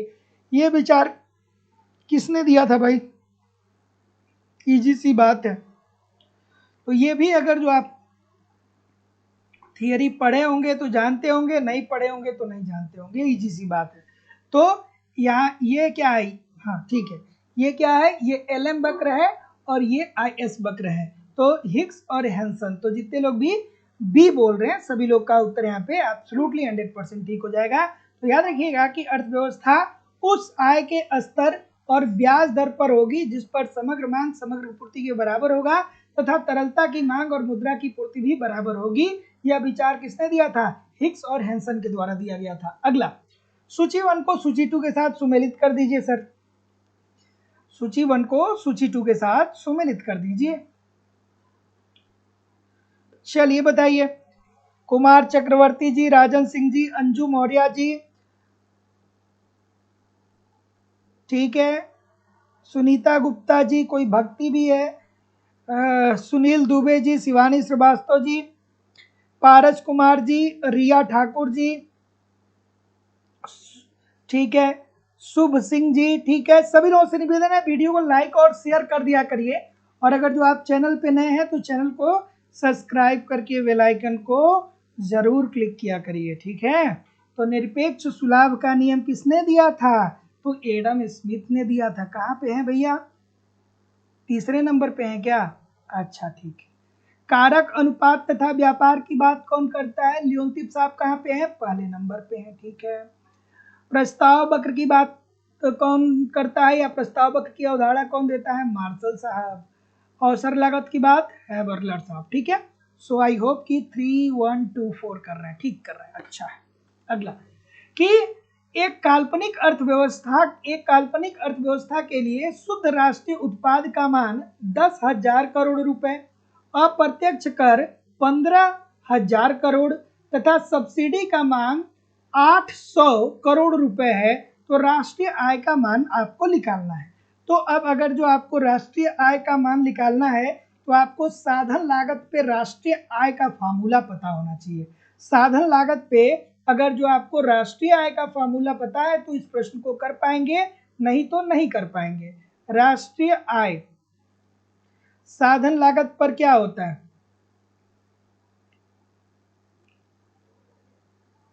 साधन लागत पर राष्ट्रीय आय इज इक्वल टू क्या होता है? शुद्ध राष्ट्रीय उत्पाद। शुद्ध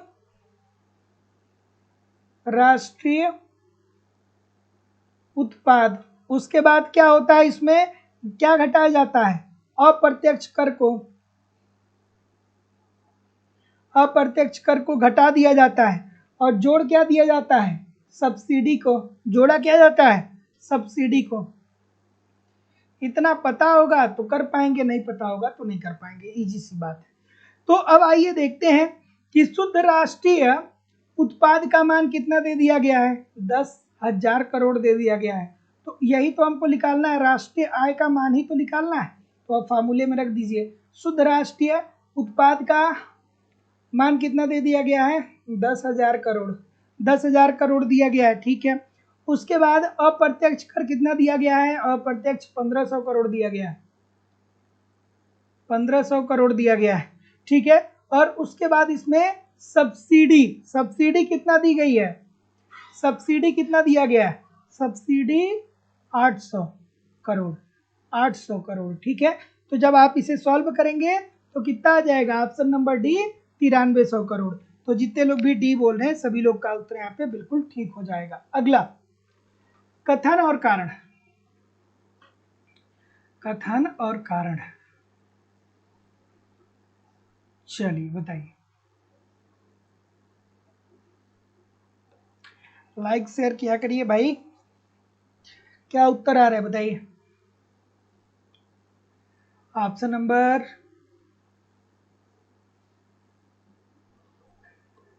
नंबर कथन दिया गया है कि राष्ट्रीय आय में निरंतर वृद्धि आर्थिक समृद्धि का सूचक है। ये बात बिल्कुल ठीक है भैया। जब हम आर्थिक वृद्धि या आर्थिक विकास पढ़ते हैं या आर्थिक समृद्धि पढ़ते हैं तो हम लोग यही पढ़ते हैं ना कि जब किसी देश की राष्ट्रीय आय में सतत रूप से वृद्धि होगी तभी उस देश की आर्थिक समृद्धि या आर्थिक विकास होगा। तो ये बात तो आपकी बिल्कुल ठीक है। उसके बाद आइए आगे बढ़ते हैं कि राष्ट्रीय आय की वृद्धि आवश्यक रूप से प्रति व्यक्ति आय को नहीं दर्शाती है। तो बात तो भाई ये भी ठीक है। बात ठीक है कि नहीं है? ये बात सही है, बिल्कुल सही है भैया। क्योंकि आपकी जो प्रति व्यक्ति आय होती है, प्रति व्यक्ति आय इज इक्वल टू क्या होती है? प्रति व्यक्ति आय इज इक्वल टू क्या होती है? प्रति व्यक्ति आय इज इक्वल टू क्या हो जाता है? राष्ट्रीय आय या उस देश की कुल आय अपान जनसंख्या। यही तो होता है ना, जनसंख्या, ठीक है। तो जितने लोग भी बोल रहे हैं सर जी बी, ए और आर दोनों सही है और आर ए का सही स्पष्टीकरण नहीं कर रहा है, सभी लोग का उत्तर यहाँ पे एब्सोल्युटली 100% ठीक हो जाएगा। देखिए, जो प्रति व्यक्ति आय होता है ना, ये औसतता को दर्शाता है। जब आपकी जनसंख्या बढ़ती है ना तो आपकी प्रति व्यक्ति आय में कमी आती है, ठीक है। जब आपकी जनसंख्या में वृद्धि होती है तो प्रति व्यक्ति आय में क्या आती है? कमी आती है। तो प्रति व्यक्ति आय जो होती है वो औसतता को बताता है। तो जितने लोग भी बी बोल रहे हैं सभी लोग का उत्तर यहाँ पे बिल्कुल ठीक होगा। अगला कि बेरोजगारी की समस्या को हल करने के लिए प्रतिष्ठित अर्थशास्त्रियों द्वारा प्रस्तुत की गई निम्न में से एक सिफारिश सर्वाधिक महत्वपूर्ण है। ठीक है, और देखिए आप लोगों को इकोनॉमिक्स का कंप्लीट नोट्स मिल जाएगा, मेरी खुद की हैंडराइटिंग का लिखा हुआ नोट्स, लाइफ टाइम की वैलिडिटी के साथ, केवल और केवल 499 रुपए में आप लाइफ टाइम की वैलिडिटी के साथ इकोनॉमिक्स के जितने भी 10 से 12 यूनिट होते हैं सभी यूनिट के हैंडराइटिंग नोट्स मेरी खुद की हैंडराइटिंग का आप प्राप्त कर सकते हैं लाइव स्टडी इलाहाबाद के मोबाइल एप्लीकेशन पे। एक बार अगर जो आप नोट्स को परचेज कर लेंगे तो फिर जिंदगी में दोबारा आपको कहीं भी इधर उधर से इकोनॉमिक्स के नोट्स को कलेक्ट करने की जरूरत नहीं होगी। वहाँ पे आपको सारे नोट्स ऑलरेडी दिए जा चुके हैं, समय समय पे वहाँ पे चीज़ें अपडेट भी होती रहेंगी। तो एक बार अगर जो आप नोट्स परचेज करते हैं तो फिर दोबारा आपको कभी भी इधर उधर से नोट्स परचेज करने की जरूरत नहीं पड़ेगी या नोट्स कलेक्ट करने की जरूरत नहीं होगी। तो जो लोग भी नोट्स परचेज करना चाहते हैं डिस्क्रिप्शन बॉक्स में जाकर के एप्लीकेशन को डाउनलोड करके वहां से डायरेक्ट कोर्स को परचेज कर सकते हैं। सो ऑप्शन नंबर बी जितने लोग भी बोल रहे हैं ठीक बोल रहे हैं भैया। अगर जो आपने पीगू को पढ़ा होगा तो पीगू साहब क्या कहते हैं, पीगू साहब ये कहते हैं कि अगर जो अर्थव्यवस्था में बेरोजगारी की समस्या है तो बेरोजगारी को दूर करना है तो हमें मौद्रिक मजदूरी में क्या कर देनी चाहिए, कटौती कर देनी चाहिए। सो जितने लोग भी बी बोल रहे हैं सभी लोग का उत्तर ठीक है। अगला कि निम्नलिखित में से कौन एक साख के नियंत्रण का उपाय नहीं है। अब साख पे नियंत्रण कौन करता है, आरबीआई करता है। आरबीआई साख पे नियंत्रण कितने माध्यम से करता है, दो माध्यम से, एक होता है परिणात्मक और दूसरा होता है गुणात्मक। परिणात्मक में क्या आता है, बैंक दर, repo rate, reverse repo rate,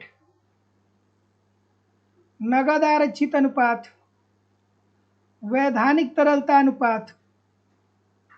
ठीक है, और गुणात्मक में क्या आता है, साख मापदंड,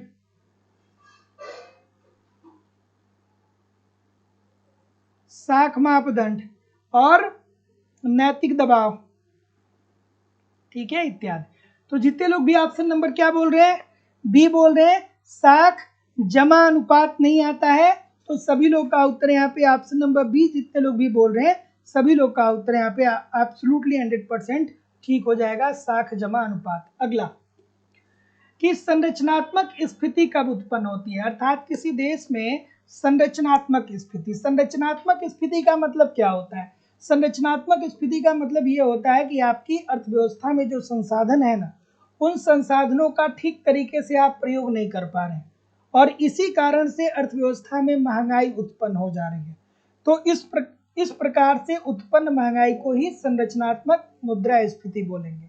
तो आपकी अर्थव्यवस्था में जो संसाधन है उन संसाधनों का ठीक तरीके से आप प्रयोग नहीं कर पा रहे हैं और जब ठीक तरीके से आप प्रयोग नहीं कर पा रहे हैं तो मांग और पूर्ति में आप संतुलन नहीं बैठा पा रहे हैं और इस कारण से जो महंगाई उत्पन्न होती है उसे ही संरचनात्मक मुद्रास्फीति बोलते हैं। ठीक है ना, जैसे देखिए भारत में क्या होता है कि अभी आप लोहा की किसी वस्तु को खरीदने जाइए, देखिए कितना महंगा मिलेगा, लेकिन भारत में बहुत सारे लोहे की बात किया जाए, कोयले की बात किया जाए या अभ्रक की बात किया जाए या लकड़ी की बात किया जाए, ऐसे ही फेंके पड़े हुए हैं, हम उसका इस्तेमाल ही नहीं कर रहे है ना। तो इससे क्या होगा, इससे संरचनात्मक स्फीति उत्पन्न होगा। तो जितने लोग भी ऑप्शन नंबर सी बोल रहे हैं क्या, चलिए, तो बाजार की अपूर्णताओं के कारण, अर्थात बाजार विकसित नहीं है, बाजार मांग और पूर्ति के हिसाब से नहीं चल रहा है। ठीक है, उत्पादन के पूरक साधनों की कमी के कारण, बिल्कुल ठीक है, अगर जो हमको किसी वस्तु को बनाना भी है तो भैया उसके लिए हमारे पास टेक्नोलॉजी ही नहीं है या उत्पादन के पूरक साधन हमारे पास नहीं है। तो जितने लोग भी सी बोलेंगे कि सर जी 2 और 3 ठीक है, बिल्कुल सही है। अगला सूची 1 को सूची 2 के साथ सुमेलित कर दीजिए। चलिए, सूची 1 को सूची 2 के साथ सुमेलित करिए, थोड़ा अच्छे से करिए। और रोज आप लोगों की क्लास होती है, जो लोग भी अभी तक लाइव स्टडी इलाहाबाद के व्हाट्सएप चैनल को नहीं ज्वाइन किए हैं, डिस्क्रिप्शन बॉक्स में जाइए, लाइव स्टडी इलाहाबाद के व्हाट्सएप चैनल का लिंक मिलेगा। व्हाट्सएप चैनल को आप क्या करिए, ज्वाइन कर लीजिए। फिर आपको वहाँ पे टेलीग्राम चैनल का लिंक मिलेगा, टेलीग्राम चैनल को ज्वाइन कर लीजिए। आपको लाइव स्टडी इलाहाबाद के मोबाइल एप्लीकेशन का लिंक मिलेगा, एप्लीकेशन को डाउनलोड कर लीजिए। सारी इन्फॉर्मेशन आपको वहाँ पे मिलती रहे। चलिए, क्या उत्तर आ रहा है सर? सी बोल रहे हैं, इसमें क्या सी है? मुद्रास्फीति का अतिरेक मांग किसने दिया था? तो हैंसन कहाँ पे है भैया? हैंसन यहाँ पे है, ठीक है। लाभ तथा समृद्धि के मॉडल की बात करें तो पैसिनेटी साहब कहाँ पे हैं? यहाँ पे हैं, ठीक है। विनियोग का मुद्रा प्रवाह किसने दिया था? ड्यूजनबरी साहब। भीतरी मुद्रा एवं बाह्य मुद्रा की बात कौन करता है? गुरली व शा के द्वारा किया गया, ठीक है। आगे, अधिकतम सामाजिक लाभ तब प्राप्त होता है। अधिकतम सामाजिक लाभ का सिद्धांत किसने दिया था? डाल्टन ने दिया था, डाल्टन के द्वारा दिया गया था, ठीक है। अधिकतम सामाजिक लाभ का सिद्धांत किसके द्वारा दिया गया था? डाल्टन के द्वारा दिया गया था। और अधिकतम सामाजिक लाभ कब होगा? कब होगा भाई? अधिकतम सामाजिक लाभ कब होगा? तो देखिए, अधिकतम सामाजिक लाभ का सिद्धांत डाल्टन ने दिया था और उन्होंने कहा था कि जब अर्थव्यवस्था में सीमांत त्याग, जब अर्थव्यवस्था में अधिकतम सामाजिक लाभ का सिद्धांत किसने दिया था? डाल्टन ने दिया था। और उन्होंने क्या कहा था कि जब अर्थव्यवस्था में सीमांत त्याग सीमांत लाभ के बराबर होगा तभी जाकर के अर्थव्यवस्था में समाज का लाभ अधिकतम होगा। त्याग कौन कर रहा है? करदाता, करदाता। तो जब करदाता सरकार को टैक्स देती, जब करदाता सरकार को टैक्स देती है तो करदाता को कर देने से जितना त्याग करना पड़ रहा है उतना ही लाभ जब ये पैसा सरकार समाज में डाले तो समाज के लोगों को मिलना चाहिए। अर्थात जब सरकार इस पैसे को शिक्षा, स्वास्थ्य, परिवहन, बिजली पे खर्च करे तो जितना करदाता को त्याग हुआ है उतना ही ये पैसा जिसके पास पहुंच रहा है, समाज के पास जब पहुंच रहा है, अर्थात जब जनता के पास पहुंच रहा है तो जनता को उससे इतना ही लाभ मिलना चाहिए। तो डाल्टन ने कहा था कि समाज का अधिकतम लाभ तभी होगा जब सीमांत त्याग सीमांत लाभ के बराबर होगा। तो जितने लोग भी ऑप्शन नंबर बी बोल रहे हैं कि कर आगम की सीमांत अनुपयोगिता सार्वजनिक व्यय की सीमांत उपयोगिता के बराबर होनी चाहिए, option number B according to the question this is the right answer हो जाएगा। कमेंट करके बताइए कितने प्रतिशत प्रश्न आपके सही हुए।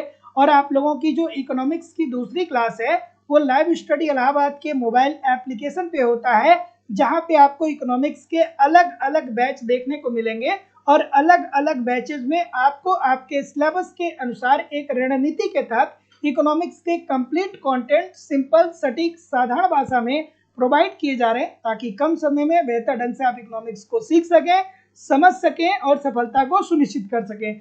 जैसे कि आपको आपके सिलेबस के अनुसार इकोनॉमिक्स के कंप्लीट कॉन्सेप्ट पढ़ाए जा रहे हैं, अर्थात थियरी पढ़ाई जा रही है। थियरी पढ़ना बहुत जरूरी है क्योंकि जब तक आपकी थियरी कंप्लीट नहीं होती है तब तक सभी प्रकार के प्रश्नों को सॉल्व करने में बहुत सारी कंफ्यूजन क्रिएट होती है। तो सिंपल, सटीक, साधारण भाषा में कंप्लीट आपको थियरी पढ़ाई जा रही है। इसकी लाइव क्लास होती है। अगर जो आप लाइव क्लास में नहीं जुड़ते हैं तो बाद में आपको रिकॉर्डेड क्लास मिल जाता है, तो आप अपने समय के अनुसार कभी भी क्लास को देख सकते हैं। कंप्लीट यहाँ पे आपको इकोनॉमिक्स के नोट्स भी दिए जा रहे हैं ताकि आप एक तरफ थियरी को पढ़ते रहिए, दूसरी तरफ नोट्स के माध्यम से अपना रिवीजन करते रहिए। आपको टेस्ट सीरीज दिया जा रहा है, टेस्ट दीजिए, अपना इवेल्युएशन करिए, देखिए गलती कहाँ पे हो रही है, गलती क्यों हो रही है, उसमें सुधार करिए, फिर अगला टेस्ट दीजिए जिससे आपकी एक्यूरेसी बेहतर हो पाए। आपको यहाँ पे प्रीवियस ईयर के क्वेश्चन पेपर भी दिए जा रहे हैं, डायरेक्टली इनडायरेक्टली बहुत सारे प्रश्न प्रीवियस ईयर से पूछ जाते हैं और करंट की भी क्लासेस आपकी यहाँ पे करवाई जा रही है। मतलब सब कुछ कवर कराना हमारी जिम्मेदारी है। बस आप ईमानदारी से इन सभी कंटेंट को एप्लीकेशन पे फॉलो करते रहिए, यूट्यूब पे प्रैक्टिस करते रहिए। बहुत ही कम समय में बेहतर ढंग से आप इकोनॉमिक्स को सीख सकते हैं, समझ सकते हैं और सफलता को सुनिश्चित कर सकते हैं। लाइफ टाइम की वैलिडिटी के साथ एडमिशन फीस केवल और केवल 2000 रुपये है। तो जो लोग भी एडमिशन लेना चाहते हैं डिस्क्रिप्शन बॉक्स में जाइए, लाइव स्टडी इलाहाबाद के मोबाइल एप्लीकेशन का लिंक दिया गया है। एप्लीकेशन को डाउनलोड करके जो आपका कोर्स है उस कोर्स को आप डायरेक्ट वहां से परचेज कर सकते हैं, या अगर जो आप डायरेक्ट नहीं परचेज कर पा रहे हैं तो आप मुझे इस नंबर पे कॉल या व्हाट्सएप मैसेज कर सकते हैं। इकोनॉमिक्स के सभी बैचेज उपलब्ध हैं उत्तर प्रदेश में टीजीटी, उत्तर प्रदेश में PGT, GIC lecturer, LT grade, BPSC, TRE, Bihar में सेट और बिट के लिए बैच मिल जाएगा, मध्य प्रदेश में वर्ग 1, मध्य प्रदेश में वर्ग 2, मध्य प्रदेश में सेट के लिए अलग अलग बैच मिल जाएंगे। उत्तराखंड में लेक्चरर के लिए, उत्तराखंड में एलटी के लिए अलग अलग बैच मिल जाएंगे। यूजीसी नेट, छत्तीसगढ़ सेट का अलग अलग बैच मिल जाएगा। झारखंड में टीजीटी का बैच मिल जाएगा, झारखंड में पीजीटी का बैच मिल जाएगा। DSSS अलग अलग राज्यों में असिस्टेंट प्रोफेसर, जैसे उत्तर प्रदेश, मध्य प्रदेश, झारखंड, छत्तीसगढ़, अलग अलग राज्यों में असिस्टेंट प्रोफेसर की भी क्लास आपको मिल जाएगी। आपको एनबीएस, केबीएस सभी परीक्षाओं के लिए अलग अलग बैच मिल जाएंगे। तो लाइफ टाइम की वैलिडिटी के साथ आपको एडमिशन मिलता है।